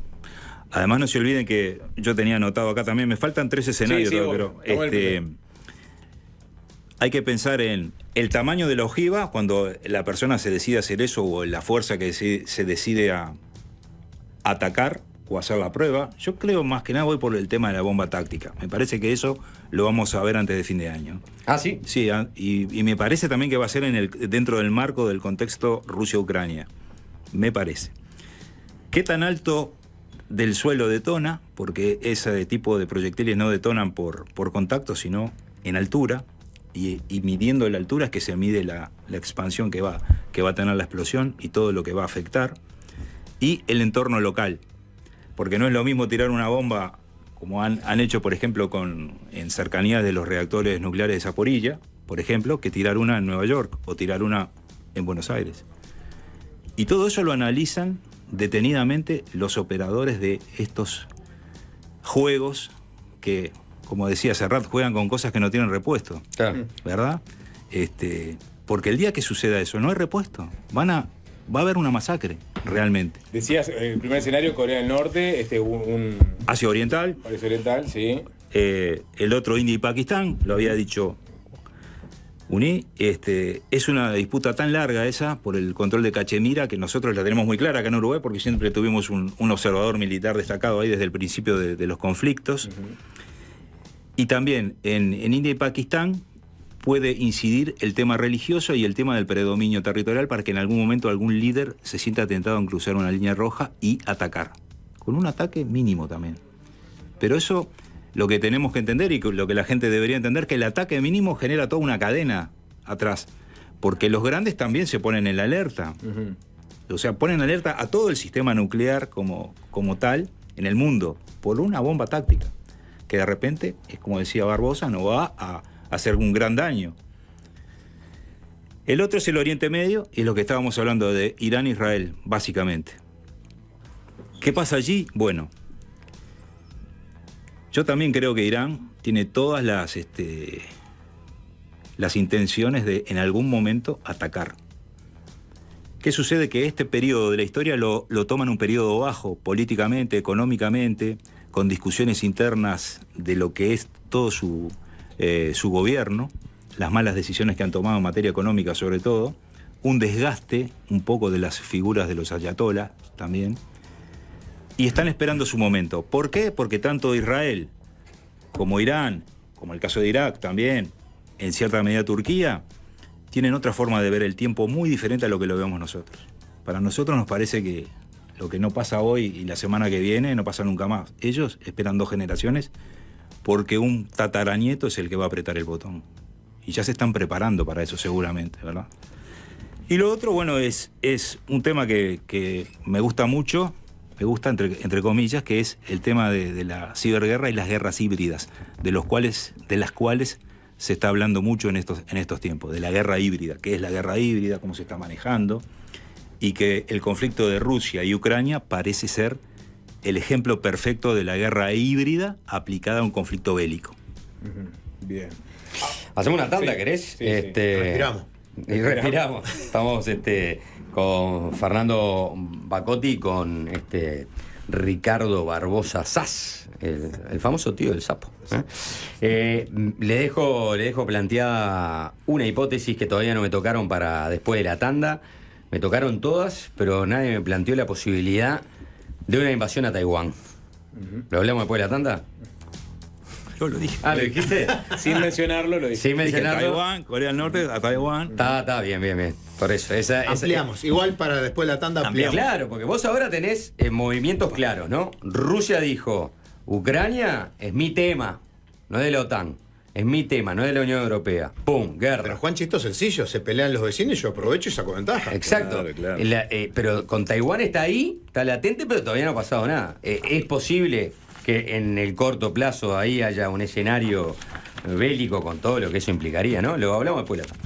Seguimos conversando con dos capitanes de navío retirados, Fernando Bacotti y Ricardo Barbosa Sass, sobre este hipotético escenario de una tercera guerra mundial. Hubo una suerte de arranque con un análisis geopolítico de los posibles conflictos que dispararían una guerra a gran escala, una guerra global. Y hoy día, cuando hablamos de una guerra global, hablamos de una guerra nuclear, como plantearon desde el vamos, ¿no? Entonces capaz que nos podemos meter ahí, o sea, en cualquiera de esos escenarios que planteó Fernando antes de la tanda, bueno, se disparan las alianzas y los enfrentamientos posibles entre los países que se encadenarían eventualmente en el uso de armas nucleares. Para que tu audiencia no diga que andamos dando vuelta y no vamos a lo concreto, Estados Unidos, una democracia, obviamente que no va a ser el primero en atacar con armamento nuclear. Va a responder. Porque su lógica republicana lo plantea así. Vamos al otro. El año pasado, como yo le digo cariñosamente, el tío Vladimir, dijo que la doctrina nuclear rusa permitía 2 umbrales posibles para el uso de las armas nucleares. Represalia contra un primer golpe. Y ahí tenés el problema si el golpe es real o de falsa bandera. O sea, me lo autoimpongo. Y después si la existencia misma de Rusia como Estado se ve amenazada, incluso si se utilizan armas convencionales. Lo que decía Fernando, vinculado a esa visión que tiene Rusia de su poder y qué tiene que ser. ¿Cuáles son los criterios concretos basados en esos documentos de una posible guerra con China? ¿Qué es lo que tenemos documentado? Incursión del enemigo en territorio ruso, y esto lo escuchaste en la guerra de Ucrania constantemente. Destrucción del 20% de los misiles intercontinentales. Destrucción del 30% de los misiles de crucero. 3 o más cruceros, o sea, buques, estamos hablando de 200 metros, 560, como el Mosca que hundieron los ucranianos, que le destruyan 3 aeropuertos. El impacto simultáneo en el centro costero de mando y de reserva, o sea, el mensaje para el militar es: me están destruyendo el centro de comando y control y me están destruyendo la reserva del centro de comando y control, o sea, me están cortando la cabeza para después atacarme. Y esas serían las posibilidades en que Rusia diría: a partir de estas situaciones, nosotros respondemos con armamento nuclear, porque la lógica sería: el armamento nuclear generaría el compás en la guerra, porque vos cambiás la pisada, vos o estás respondiendo, o si fue convencional vos escalaste y después, como dicen los rusos, escalamos para desescalar, o si te están avanzando con esta arma de destrucción masiva, como dijo Fernando, que hoy son 5 o 6 veces más lo que fue Hiroshima y Nagasaki, vos detenés un frente de 300 kilómetros de ataque. Y eso es lo que maneja Rusia. Y les debemos qué haría Pakistán, qué haría la India, qué haría Norcorea, qué haría China, porque China hoy tiene 500, 600 bombas atómicas, o sea, le faltan 10 veces más para llegar a los Estados Unidos. Se calcula que en 20 años recién llegan a completar los hilos. Norcorea, como dije, Israel, que no reconoce, Sudáfrica, que no se sabe. Y después tenés el otro tema que le estuvimos hablando fuera de micrófono, que hay países como Japón, que tiene material para hacer bombas atómicas y desde el año 60 sabe cómo hacerlas y las puede hacer rápidamente. Lo otro es Alemania comprando bombas atómicas a Estados Unidos para establecerla en territorio alemán. Y lo otro, que no comparto acá con Fernando del uso del arma táctica en este año y después apostamos un asado y el que pierde paga, invita a todo el resto. Que Trae una jiba. Que lamentable, Trae una jiba. que lamentable ganar una No de vale esas hacerla apuestas. explotar acá en Uruguay, tiene que explotar en el extranjero. Todas estas situaciones hay un proceso de degradación. Viste que Macron salió a hablar de los posibles soldados franceses en Ucrania. ¿Qué voy con esto? Vos preparás a la población psicológicamente para la situación que te podés afrontar. Cuando fue la guerra de Irak 1, Bush hijo, vieron que los estadounidenses tienen los DESCOM, que son los niveles de amenaza que puede sufrir el país. Va de 1 a 5. 5 es el peor, 1 es el más leve. Y cuando estaban en esa, pasaba del 3 al 4, del 4 al 3, del 3 al 4. O sea, había un juego, lo que llama el juego psicológico del temor. Como vivís en democracia, necesitas el apoyo de la población. Entonces, Europa, que vive en democracia, y también, no, lo hablamos en el café, Claro. el artículo 5 de la OTAN no dice que vos tenés que responder en forma inmediata. Ya en la época de Gaulle, estamos hablando de la década 60, Francia no confiaba de que Estados Unidos usara sus armas atómicas contra la Unión Soviética en defensa de Europa. Hoy, Francia tiene tengo acá, pero de unas 300, 400 cabezas nucleares, el Reino Unido con unas 250, les dan para protegerse de ellos. Entonces atacan Lituania, Letonia y Estonia. La población francesa hoy diría, sí, vamos a la guerra, vamos a atacar nuclearmente a Rusia porque atacó a Lituania, o diría, vamos a negociar para que no nos ataquen a nosotros. Claro. Claro. ¿Fernando? Hay un tema, por sobre todas las cosas, que creo que estamos girando siempre en lo mismo que empezamos, es negociación. Negociación, negociación. Resolución de conflictos. ¿Cómo se maneja hoy por hoy el mundo en el tema tan delicado de la resolución de conflictos? Por ejemplo, Naciones Unidas tiene una doctrina que se llama diplomacia preventiva. En esta oportunidad, en el comienzo de la guerra de Rusia contra Ucrania, fracasó directamente la diplomacia preventiva, porque habían avisos desde los satélites, las imágenes, las informaciones de que Rusia estaba desplazando tropas hacia la frontera desde hacía más de 2 meses. Sin embargo, la ONU no ejerció ese tipo de política de diplomacia preventiva y no se interesó en ver realmente cuál era la situación que se podía generar cuando hay un desplazamiento tan importante de tropas como hubo. Entonces yo creo mucho en ese tema de la negociación. ¿Y por qué la ONU no reaccionó con este tema? Y porque las hipótesis de conflicto no indicaban de que Rusia realmente iba a atacar, como después, durante la asamblea de la ONU que hubo a continuación, Putin tan libre de... Pensaban que era una falsa alarma. Claro. Y sin embargo él dijo que le pasaba por arriba al derecho internacional humanitario y a todos los tratados habidos y por haber, y que él estaba en su guerra, porque esto para él es un tema existencial. Entonces, bueno, hay que ver también que me gustaría hablar, todo esto también es... Yo les quiero plantear algo, Sí. ¿no? Yo sé que es un tema un poco más político, entonces, para que la respuesta es menos concluyente de su parte. Pero es verdad que esta guerra con Ucrania, más allá de lo que uno piense, ¿no? Sobre la soberanía o el derecho de autodeterminación de los pueblos, todo lo que quieras. Si alguien pudiera incidir fuertemente, imagínense que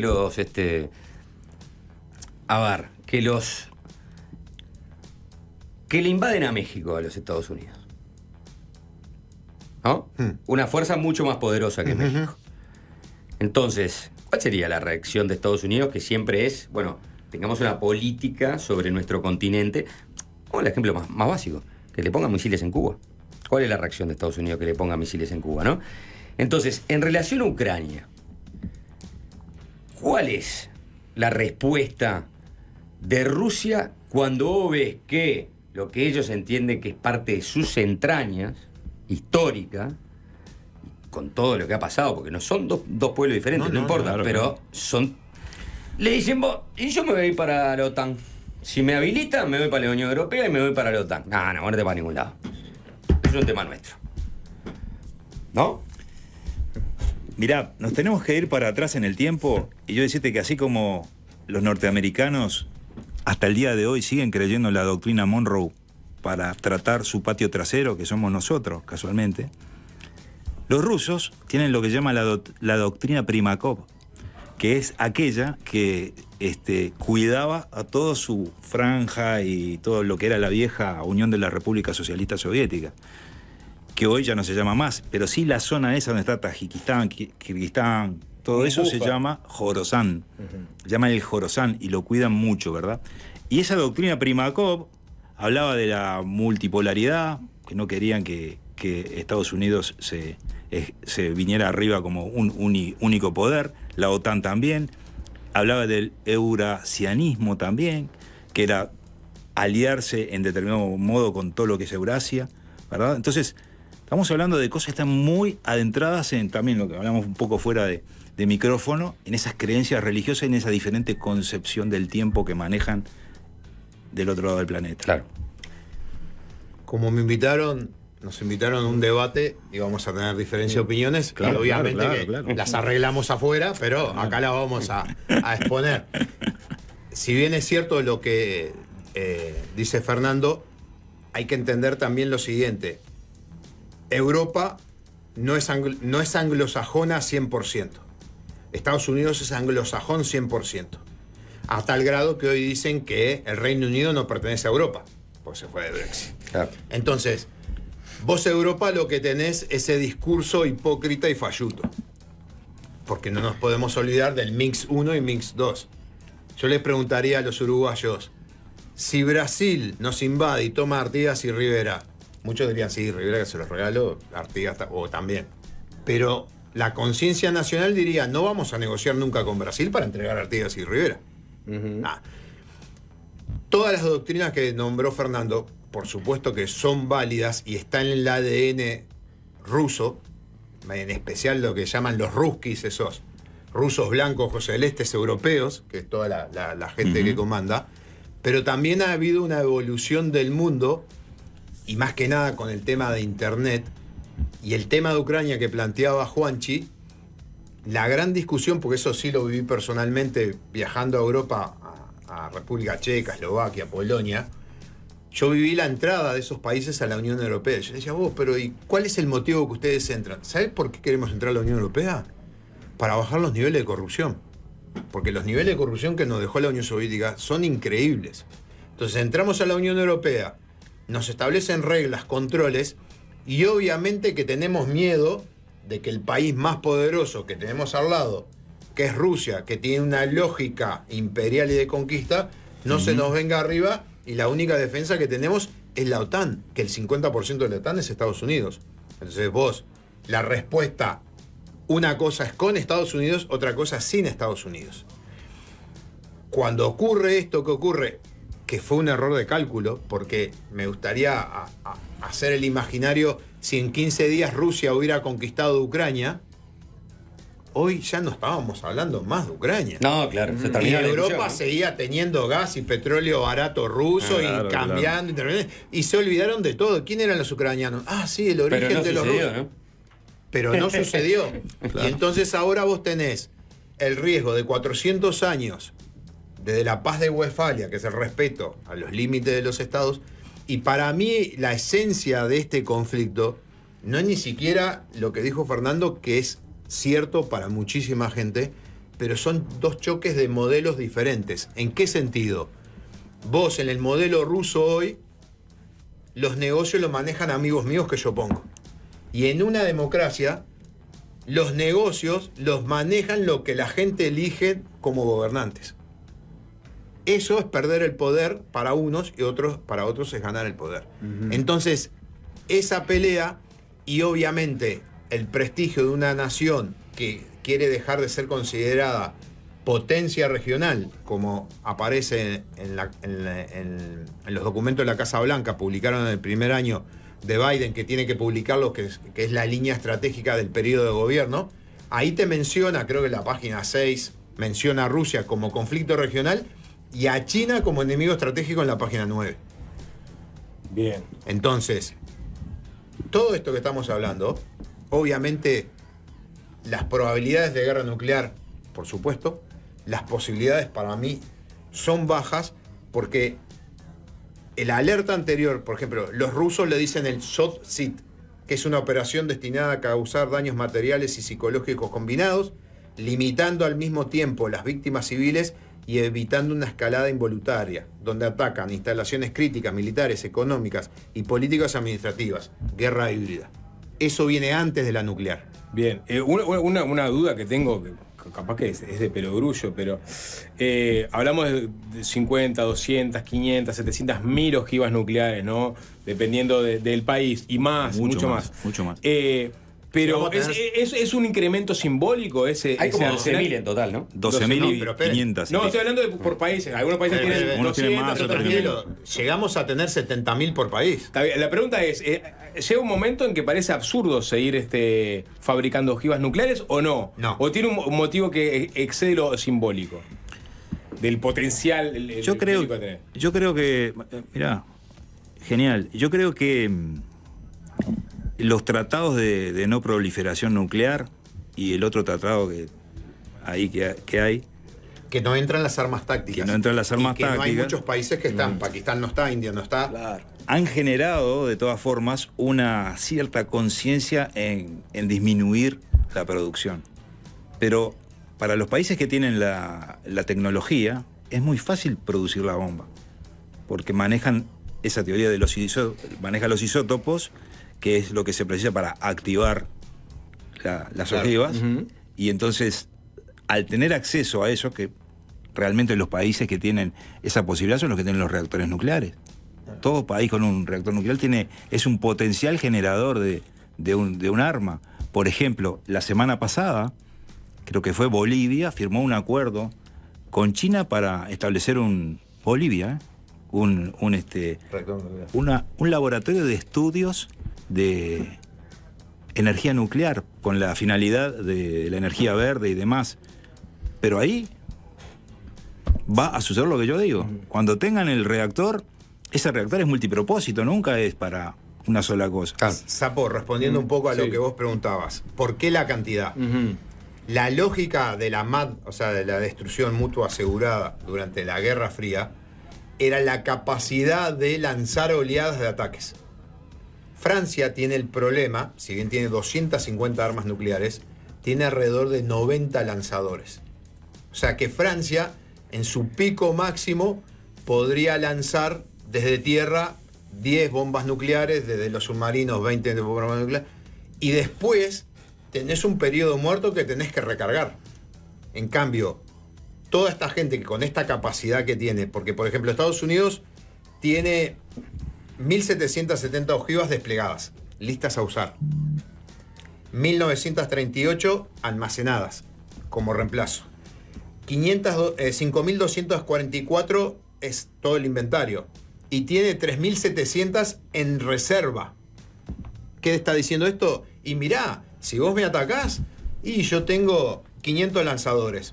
Mi primer tanda sale de 500. A la hora sale otros 500. A ver, es demencial, porque vos ya tirando 500, volvimos a la era de piedra, con otros 500 más, quedamos hecho una molécula, y con 500 más estamos viajando en el espacio hecho un polvo espacial. Hay que ir por todo. Les quiero plantear, ya acercándonos un poco al cierre, algo también que había comentado Fernando, ¿no? Que enraiza con la doctrina Kozyrev, ¿no? Ministro de Asuntos Exteriores del gobierno de Yeltsin. Pero eso era la época de Primakov, que estaba casualmente en la época de Boris Yeltsin. Claro, por eso iba a eso, ¿no? O sea, en la doctrina de Kozyrev se aceptaba el hecho de la unipolaridad. De la unipolaridad. Que estaba consumada. Entonces, por lo tanto, Rusia tenía que aceptar las condiciones del oeste, vamos a llamarle así, y ser solidario y colaborador, tanto en los negocios como en la moral. Hasta que llega Putin, ¿no? Y ahora voy a leer un pasaje de Alexander Dugin, el ideólogo ¿no? De Putin, ¿no? En la persona que divide al mundo en dos civilizaciones. Que nadie más le pide el auto. Claro, sí, porque le pidió la hija al auto. Le pidió una bomba al auto y la hija le hicieron un atentado, ¿no? Claro, claro. Entonces, es en ese mundo que él establece, ¿no? Que, bueno, existen las naciones del mar, la civilización del mar y la civilización de la tierra. Y Rusia, por su extensión, representa la civilización de la tierra, es el continente contra las armadas. Eso es Spigman. Y dice, también, es verdad, porque eso es Spigman. Va hacia el siglo XIX y recoge la teoría de los propios estadounidenses, ¿no? Y dice Alexander Dubin, ¿no? Desde un punto de vista geopolítico, este periodo, el de Yeltsin, todo eso, cuando los rusos se volvieron blanditos, ¿no? Dice, se puede pensar como las inundaciones de la Tierra, el establecimiento del control directo sobre el corazón de la Tierra por el poder del mar. Este fue un tiempo de éxito sin precedentes para los atlantistas, le llama, ¿no? No solo rodearon a Rusia con un denso anillo de estados leales a la civilización del mar, sino que también penetraron muy profundamente en el país, habiendo extendido su red en la mayoría de importantes estructuras administrativas, políticas, económicas, de medios de comunicación, información e incluso militares corrompidas por los oligarcas o directamente infiltradas por los agentes atlantistas de influencia, con la aprobación favorable de los reformistas demócratas en el poder. Y voy a la pregunta, ¿no? Fernando decía, este es un tema existencial para Putin. Si pensamos en Dubin, es un tema existencial. Ustedes que leen mucho de estos temas, ¿hasta dónde está dispuesto Putin a forzar, ¿no?, que el viejo buffer soviético sea recuperado? Estamos hablando de Ucrania. Ustedes hablaron de los países bálticos. Del Khorasan. Exacto. O sea, ¿hasta dónde creen que Putin dice, bueno, voy a tomar esto y hasta acá llego y me quedo contento, pero estoy recuperando lo mío? Teoría de los juegos, ¿no? Lo que hablaba Ricardo. Dicho de otra forma, pero la teoría de los juegos. Se plantean 3 escenarios y yo creo que el más probable es que Putin realmente negocie, porque es lo que más le sirve en definitiva a él. Y él quiere asegurar un legado, él no quiere ir por todo y destruir al planeta. Así que me afilio a esa teoría de que lo de él es la bomba táctica, en cualquier momento, porque también está debilitado. La bomba táctica, ¿qué supone debilitada. la bomba táctica? Supone... Mire, le voy a decir una cosa. Sí. Nosotros estamos acá todos felices, quietos, distendidos, y Europa está en alerta máxima porque vienen los Juegos Olímpicos y la Eurocopa. Claro. Y hay una amenaza gigante de nivel 1 para atacar. Ya han querido atacar. En Inglaterra desbarataron 2 atentados contra la Champions, por ejemplo. Y ahora se viene la Eurocopa. Después los Juegos Olímpicos. Y esos son eventos masivos en los que un ataque de estas características con una bomba táctica sería algo tremendo desde el punto de vista publicitario, propagandístico. Entonces, ese tipo de cosas que pasan en el mundo son las que hay que prestarles atención y decir, bueno, ¿dónde pueden hacer daño? Porque también el que está atrás de un ataque de estos puede ser no solamente Putin, puede ser Putin con sus aliados. Pero la bomba táctica, ¿qué impacto tiene? O sea, la bomba se le dice táctico cuando el efecto es pequeño. No, sé, por eso mismo. Sería un estadio. Una más chica que la de Hiroshima. Una bala de artillería, o sea, tu termo, un poquito más grande, que tiene un efecto de 5 kilómetros. Está bien. Ya está. Bueno, eso. Eso lo veo como un escenario posible. Y también veo estos Juegos Olímpicos y Eurocopa como un escenario posible de un escalamiento de... 5 kilómetros le tirás una bomba táctica y se pudre todo. Claro, a ver, discrepo con él. Vamos al debate. No creo que tienen una bomba... es verdad. No creo que tienen una bomba atómica en Europa por la Eurocopa, pero sí pienso que puede haber algún atentado mayor. Ajá, ahora, como medida de aviso. Estábamos hablando de esto, ¿no? Medidas de Rusia. De Rusia por parte de todo ese bloque que se está formando. Sí. Que no está solo Rusia, aclaremos. Pero decir que Rusia habilita el juego del terrorismo, porque ahora le pasó a ellos, ¿no? Ahora les pasó, claro. Y ellos lo tienen, digamos, como una doctrina también. Cuando hablamos de guerras híbridas y demás, claro. De los primeros híbridos que hubieron fueron los chechenos cuando empezaron a atentar contra el gobierno central. ¿Sí? Pero, a ver, yo acompaño a Fernando al principio. Si vos tenés una persona que no tiene desarrollado el instinto de supervivencia, alejate. Obviamente Putin lo tiene desarrollado y va a intentar mantenerse en el cargo, pero sin mostrar la debilidad que mostraron otros. La biología lo va a alcanzar en algún momento. Claro. Entonces, el mensaje tiene que ser, me mantengo firme, mantengo mis intenciones, pero tengo un flanco negociador. Lo del arma táctica, yo lo vería como algo muy desesperado, pero muy desesperado, en terreno militar y en lugar descampado. Porque, como bien dijo Fernando, el arma es un mensaje. Donde vos decidís que explote esa arma, es el texto del mensaje. O es alerta, o es que quiero ocasionar un daño tal que te va a obligar a responder de tal manera y yo te voy a obligar a responder de esa. Una cosa es que explote en Kiev, otra cosa es que explote en un país de la OTAN. Una cosa es que explote en el medio del Donbass en el campo. Por ejemplo, también. Porque, a ver, las armas atómicas, básicamente, y las tácticas también, fueron diseñadas para Guerra Fría ante grandes concentración de tropas. Eso hoy no pasa. No pasa. Porque vos en 1 kilómetro cuadrado, si tenés 5 soldados y un tanque, es mucho. Claro. Por la dinámica que se está dando del conflicto. Rusia tiene que seguir y se va a seguir manteniendo. El gran problema que vos tenés es quién viene después de Putin. Si viene un negociador, y como yo la otra vez hablaba con un español que sacó un libro sobre el tema de los mercenarios, y le decía, pero Paco, escúchame, desde que empezó la guerra de Ucrania, ningún dirigente político le dijo, te apoyamos para ganar la guerra. Busquen. Les dijeron, los apoyamos para defenderse.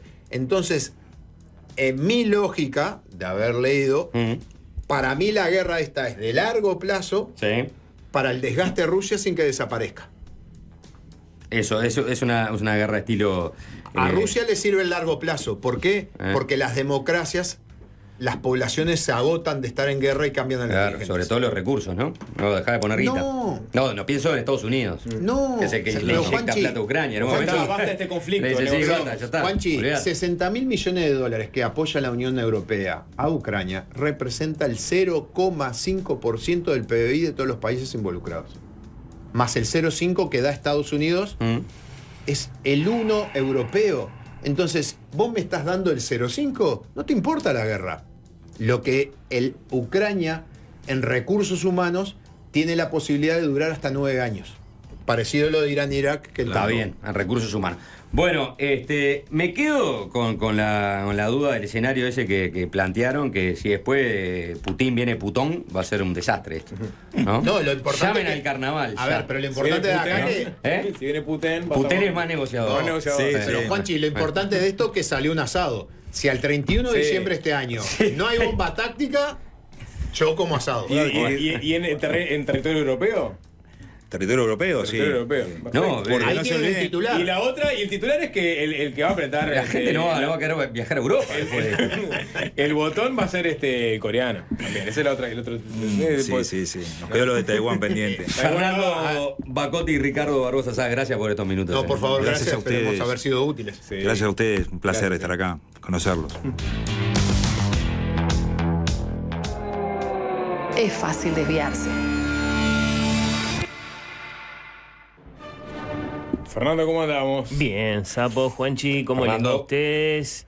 Paul Auster, Sapo, Juanchi, con Charlie Rose en la televisión pública estadounidense en 2002, cuando la expresión critical attention, la atención de la crítica, todavía significaba algo en la literatura, cuando The Book of Illusions era una novedad, y ahí lo escuchábamos a Paul. Alrededor de los 50 me empecé a sentir diferente. Empecé a sentir más rodeado de fantasmas que de personas vivas, ¿no? Bueno, todo el mundo creía que estaba muerto cuando se publicó mi libro sobre sus películas en 1988. Hacía casi 60 años que no se tenían noticias de Héctor Mann. Salvo un puñado de historiadores y aficionados al cine mudo, pocos parecían conocer siquiera su existencia. Ese es el comienzo del libro de las ilusiones. La historia de Héctor Mann y sobre todo el testimonio en primera persona de David Zimmer, que es un desgraciado escritor, muy solitario, muy rodeado de fantasmas y de fantasmas de seres queridos, muy especialmente. Cumplí 50, de pronto hablas más con los muertos que con los vivos, le decía Paul Auster a a su entrevistador, un Paul Auster que poco a poco empezaba a preocuparse por la tos, pero que no estaba dispuesto a dejar cierto estilo de vida, no estaba dispuesto a dejar de fumar. Entonces armás la lista, ¿no? La identidad, la soledad, la vida cuando se rompe, la muerte, son algunos de los grandes asuntos que pueblan la obra de este gran American writer. Paul Auster, que se murió, imagino que lo saben. El martes tenía 77 años y tenía cáncer de pulmón. Para mí inseparable de Jane Austen por el azar de los apellidos en las librerías, en las bibliotecas. Siempre juntos. Austen, Auster. Pero y las personas que confluían en esos anaqueles, en esa intersección, ¿son muy diferentes? ¿El lector de Auster del lector de Austen? Y no parecen cruzarse mucho, ¿no? Judío de Nueva York, que no anglicana como Juanita, como Woody Allen o como Philip Roth, ¿no? Ahí empiezan esos grandes espejos. Judío de Nueva York, sí, y vamos a sentir la tentación de conectarlo. Creo que con menos humor Paul Auster que Philip Roth o que Woody Allen, indudablemente. Más oscuro y existencial que esos otros dos gigantes, pero los tres sin duda entre Nueva York, la literatura y el cine, ¿no? Me gustaría muchísimo que si hay lectores de Paul Auster entre los oyentes de Fácil Desviarse se expresen, libros favoritos, De estar lleno. reacciones, ¿sí, no? Yo no sé si... Es muy popular. Es muy popular, no sé si es un fenómeno rioplatense, o sea, la popularidad de Auster en Argentina y en Uruguay, o si él fue un fenómeno global. Y simplemente lo que vemos es su reverbereo. En Francia, en Inglaterra y en buena parte de Sudamérica seguro, y lo refleja, digamos, el mercado editorial, había nacido y fue niño en Newark, en Nueva Jersey, en la ciudad de los Sopranos. Y de grande su lugar en el mundo fue el distrito de Brooklyn, ¿no? Lo contrario Comparto una cosa con Paul. A ver. Las portadas de los diarios. Mirá, qué interesante. Qué importante. Sapo. Vos que estás más cerca. Jugó Juanchi, nos aclaró cómo era su comportamiento en la cancha, luego de polémico precandidato. ¿Y abajo? Una despedida de Paul Auster. ¿Viste? Bueno. Comparto portada. Ahí tenés. Es lo que Noticias de la cultura. Sí. Obvio. Sí. Están en la misma sección, ¿no? Fue polémico el pasaje futbolístico de la conversación con el precandidato. Sí. Y por supuesto es una noticia importante. Imagino que no te molesta, Juanchi, compartir portada la muerte Por favor. de Paul Auster, ¿no? Lo contrario de un one hit wonder de los que hemos hablado tanto acá en el programa. Este autor, este escritor, dejó arriba de 30 novelas y volúmenes con su de famosa relatos. trilogía de Nueva York. Sí, ¿no? mira, justo es el que elegí para traer. Todo empezó por un número equivocado. El teléfono sonó 3 veces en mitad de la noche y la voz al otro lado preguntó por alguien que no era él. Mucho más tarde, cuando pudo pensar en las cosas que le sucedieron, llegaría a la conclusión de que nada era real excepto el azar. Que después otro gran asunto en la obra de Paul Auster. Un Paul Auster al que le molestaba mucho que lo identificaran con el postestructuralismo, el arte conceptual y no sé qué. Él escribía desde el sentimiento y para él las casualidades, los estados de ánimo, el azar, eran muy importantes en las vidas de sus personajes y en la suya propia. Repasaba a ver los libros de Paul Auster que leí. Ninguno me dejó ni gran marca y me acordaba de la música del azar. Era lo único que... Ese que es como medio... Ese es del 90. Entre Road Book y que termina ahí con una compuya de póker, exactamente. Bueno, sí, la trilogía de Nueva York de mediados de los 80... Y antes, bueno, La invención de la soledad, que es del 82. Sí, está la música del azar en el 90. O en los últimos tiempos están sus metaliterarios viajes por el scriptorium, que es cuando él se empieza a poner más vuelto sobre sí mismo. O la mismísima Baumgartner, que es su testamento. Es una novela que, por ejemplo, en nuestro idioma acaba de salir. Le está entusiasmando mucho a sus fans, a sus lectores, al punto de que agotaron muy rápidamente la primera tirada que llegó al Uruguay. Me dicen desde Planeta, lo chequeaba hoy, que el martes va a volver a estar el libro en las librerías, porque hay mucha demanda, como siempre pasa cuando hay muertes de grandes autores. Baumgartner está sentado a su escritorio de la habitación de la planta alta, que según los casos denomina estudio, cogitorium o madriguera. pluma en mano, va por la mitad de una frase del tercer capítulo de su monografía sobre los seudónimos de Kierkegaard, es un profesor de filosofía.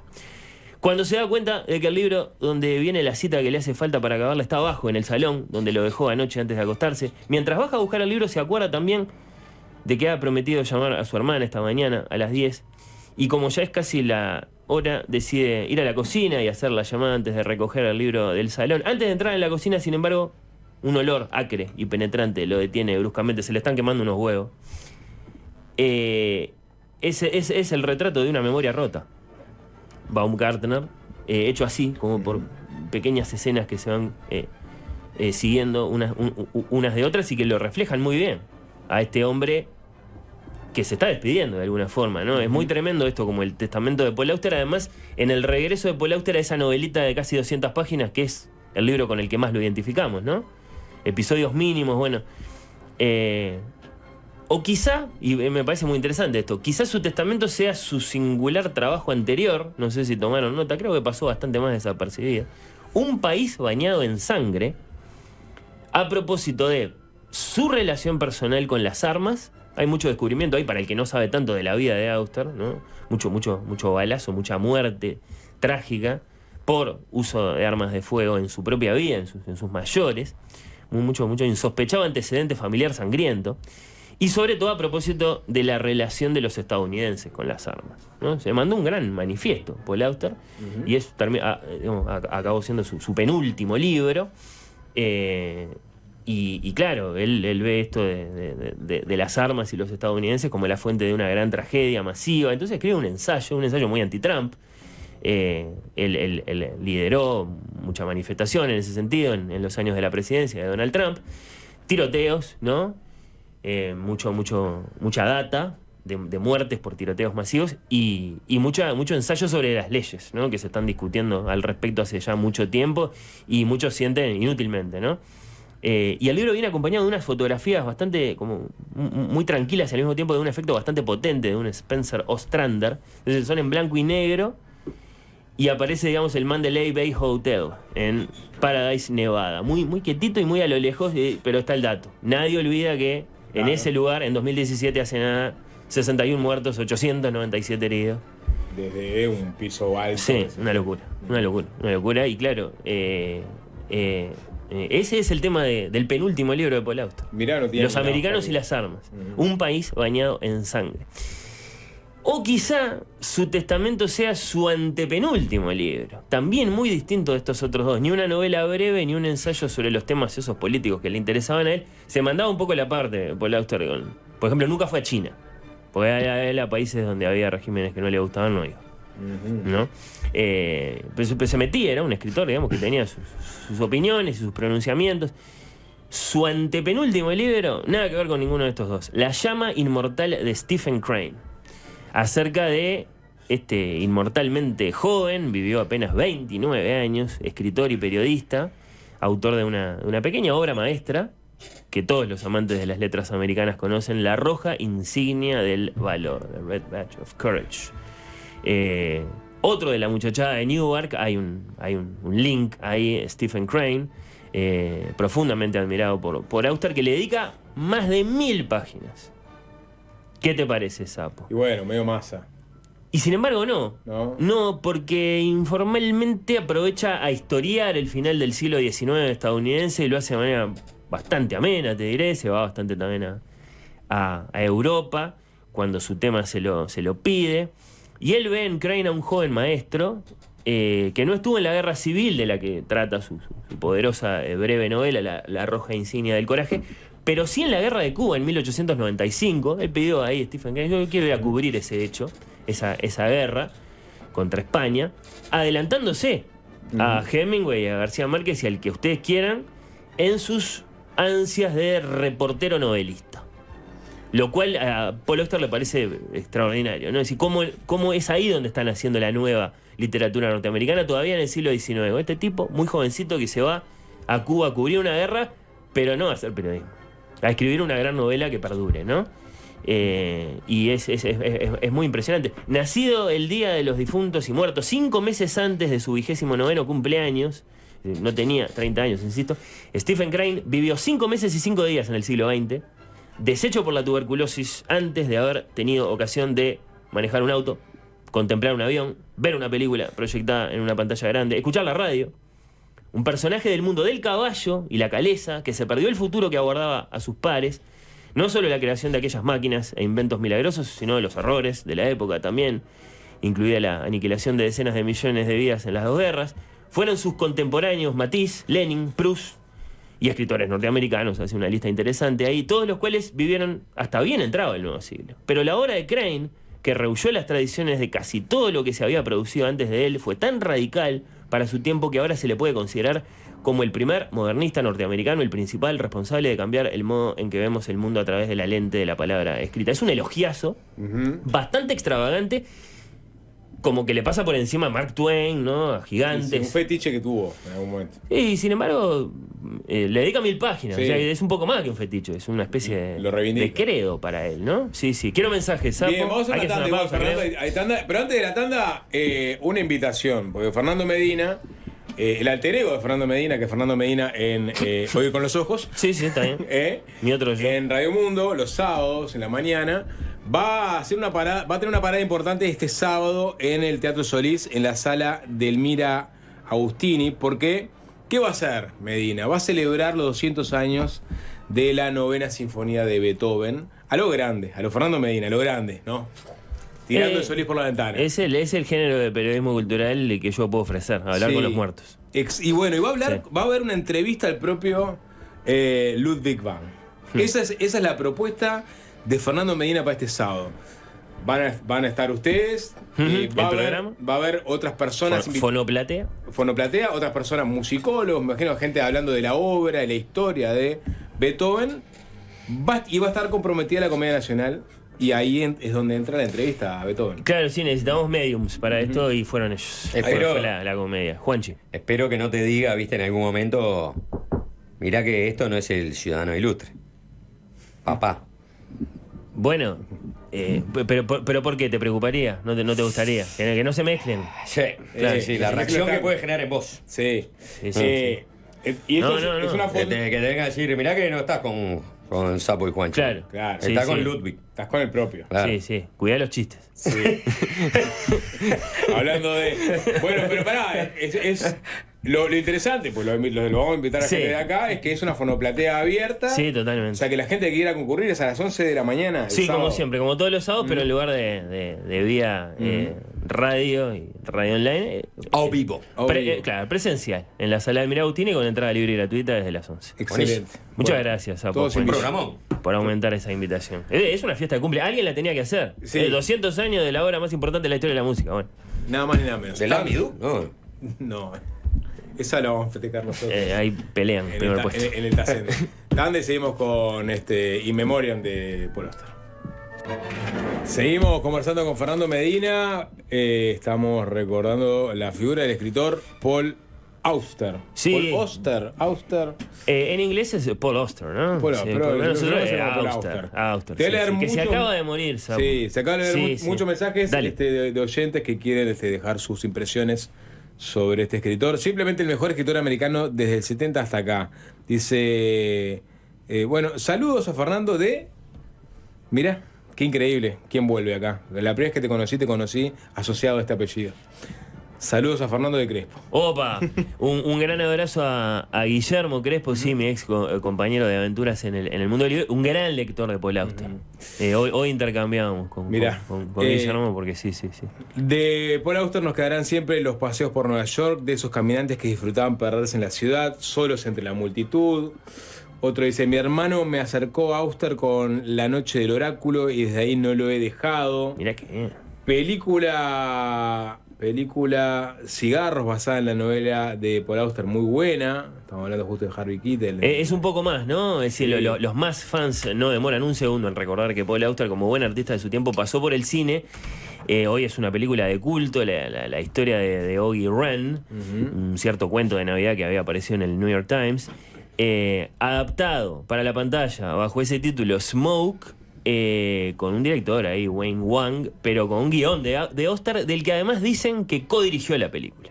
O sea, un poco más que solo una película basada en uno de sus relatos, sino que una película en parte hecha por él, ¿no? Ahí está. Sí. La invención de la soledad de Paul Auster, imperdible. Informe del interior, imperdible. Gran pérdida de la Auster, y justo la noticia me agarró leyendo su último libro. Mi interpretación es que no aguantó el drama de ver morir a su hijo y a su nieta. No es casualidad que justo se le despertó el cáncer. Él fue el que hablaba justo de la casualidad todo el tiempo. Tremenda tragedia esa. Sí, su hijo Daniel, de su primer matrimonio con la escritora Lydia Davis, su hijita, una sobredosis, o sea, 2 sobredosis. Una, la muerte de su nietita, y la otra, la del propio Daniel. Y sí, hace nada. O sea, el Paul Auster enfermo de los últimos tiempos es el Paul Auster de esa tragedia. La noticia de su muerte viene con algo de tristeza y de enojo. Hace un rato, unas horas, su esposa, que es otra gran escritora, Siri Husbeth, que venía en parte, contándole, digamos, a los seguidores de Auster de su enfermedad, hizo el anuncio hace un año del cáncer de Paul Auster a través de Instagram. Posteó hace un rato muy enojada, porque Paul Auster se murió en su casa como él quería, ¿no? Había, desistido de un tratamiento que le habían propuesto, ¿no? Yo me voy a mi casa, rodeado de sus libros, de sus seres más íntimos, más queridos. Y al ratito, antes de que, según cuenta Siri Husbeth, pudieran darle la noticia, digamos, al segundo círculo familiar del matrimonio, la noticia ya estaba en los medios. El shouting online, escribe ella, y se enojó mucho por eso, ¿no? No es correcto. Cómo se filtró, lo rápido que se filtró la noticia de la muerte del escritor el martes de noche. Nosotros la conocimos acá en Montevideo, sí, el martes tarde en la noche. Y disparó toda clase de repercusiones, de saludos de fans como estos que dicen. Sí, 4321. Mi libro favorito. Bueno, ese es uno de los últimos, ¿no? Sí, ese es el hermoso libro. Sí. ¿Cómo lo voy a saludar en estos instantes finales de la columna, Sapo? Ya que muchos aprovecharon a decir, este es mi libro favorito de Paul Auster, este es el que me acompañó, ¿no? Fue el modo en que periodistas, escritores, el mismísimo ministro de Cultura, Pablo da Silveira, salieron, por ejemplo, a través de Twitter a lamentar la muerte de este gran escritor. ¿Cómo lo vamos a saludar acá? Dando vuelta a eso y contando en breves minutos sus libros favoritos. Los libros favoritos de Paul Auster, que él los declaró muchas veces. Yo me armé una lista a partir de la lectura de sus ensayos, que son muy lindos, búsquenlos, están reunidos en un bello volumen. Arrancan con un texto muy, muy conmovedor y muy conocido, que es ese que se llama La invención de la soledad, en el que él habla de la muerte de su padre. En sus ensayos, Paul Auster reflexiona mucho acerca de Kafka y Beckett, y ahí se une un poco, ¿no?, con esos judíos de Nueva York que son Samuel Woody Beckett. Allen o Philip Roth, sí, una referencia absoluta para él. Sus amigos, Salman Rushdie, J.M. Coetzee, con los que se carteó y con los que se encontró muchas veces. Yo que sé, habla de Poe, de Georges Perec, un gran admirador de Perec, el francés. Después él hablaba siempre de The Usual Suspects, los sospechosos de siempre, Fitzgerald, Hemingway, Faulkner, Dos Pasos, Salinger. La gran literatura europea, Tolstoy, Dostoyevsky, Turgenev, Virginia Woolf, Albert Camus, James Joyce. Pero a mí lo que más me impresiona, así como me impresiona esas 1000 páginas que le dedicó a Stephen Crane, es con qué escritor se quedaba Paul Auster si se tenía que quedar con uno solo. Esto se refleja, por ejemplo, en el ya absolutamente clásico número 178 de The Art of Fiction, de la prestigiosa Paris Review, que es esa revista que le dedica una gran entrevista sobre los grandes, ¿no? Uno solo. Hagan sus apuestas. De ninguno de los escritores del pasado me siento así de cerca. Es el que me habla más profundamente. Hay algo en su imaginación que parece resonar en la mía. Continuamente vuelvo a él, continuamente aprendo de él. Es un escritor que no le teme a las ideas y sin embargo también es un maestro de la psicología, es un lector profundo del alma humana. Si esto termina en Borges me vuelvo loco. Su ficción porque era... sospecho de Fernando Medina. No lejos, siempre, no. Su ficción era absolutamente revolucionaria y nunca antes se había visto nada parecido en Estados Unidos. Sé que Hemingway dijo que toda la literatura estadounidense surgió del Huck Finn, pero no estoy de acuerdo. Para mí todo empezó con La letra escarlata. A nadie admiraba más que a Nathaniel Hawthorne, Paul Auster, y lo decía así, ¿no? Con ese nivel de sentimiento. ¿Estás decepcionado, Sapo? ¿Qué te pasó? No, para nada. Estás No sabe ni quién es. ¿Cómo que no? De La letra escarlata hemos hablado acá. Sí, habéis hablado. Vos la más de de una vez has adúltera en el hablado. pecho. Para la pobre Pero Esther. sí, claro. No decepcionaste. Sí, me decepcionaste. Estábamos esperando a Mario Benedetti. Ya sé que lo había descartado por el tema de Estados Unidos. Yo estaba esperando. Pero no sé. Sí, algo más cercano, ¿no? Claro. Tenemos que hacer algo para... Hasta sucumbir. A nadie lo que hice más que al negro. Tenemos que reconciliarte con la ficción, Sapo, me parece. Estoy entreviendo eso. Vos sabés que sí. Porque ¿no? te hablo de Paul Auster y me decís, yo leí Paul Auster y sin embargo. Y mirá el testimonio de los oyentes. Pero a Juanchi le ha pasado. Es una lectura de los 20. Yo me acuerdo de los. Sí, yo no, la segunda verdad mitad de que los 20, me quedé un poco allá en la década de los 2000. Nunca más lo agarré. Es verdad que capaz que nunca más agarré un libro. Porque agarré un libro de los ficción. dos tenemos problemas con la ficción. Esa es la realidad. Por eso estás vos acá. Y sin embargo les gusta la política uruguaya. Sí. No hagas chistes. En la del Miragustini no hagas chistes. No. Va a ceñirse al guión. Claro. No, Ludwig. Está fino el muchacho, Está fino. Está fino. Bueno, bien. La gente agradecida porque la gente sí es amante de la ficción. Y en Uruguay son muchos los que veneraban a Paul Auster. Y lo van a seguir venerando porque ahí están sus libros, como siempre se dice en estos casos. Y él mismo lo decía, no estoy tranquilo porque hice cosas y se refería a sus libros, evidentemente. Bien. Plena vida, entonces. Gracias, Fernando. Gracias. Nos vamos. Hasta mañana, Juanchi. Chau. Fácil desviarse.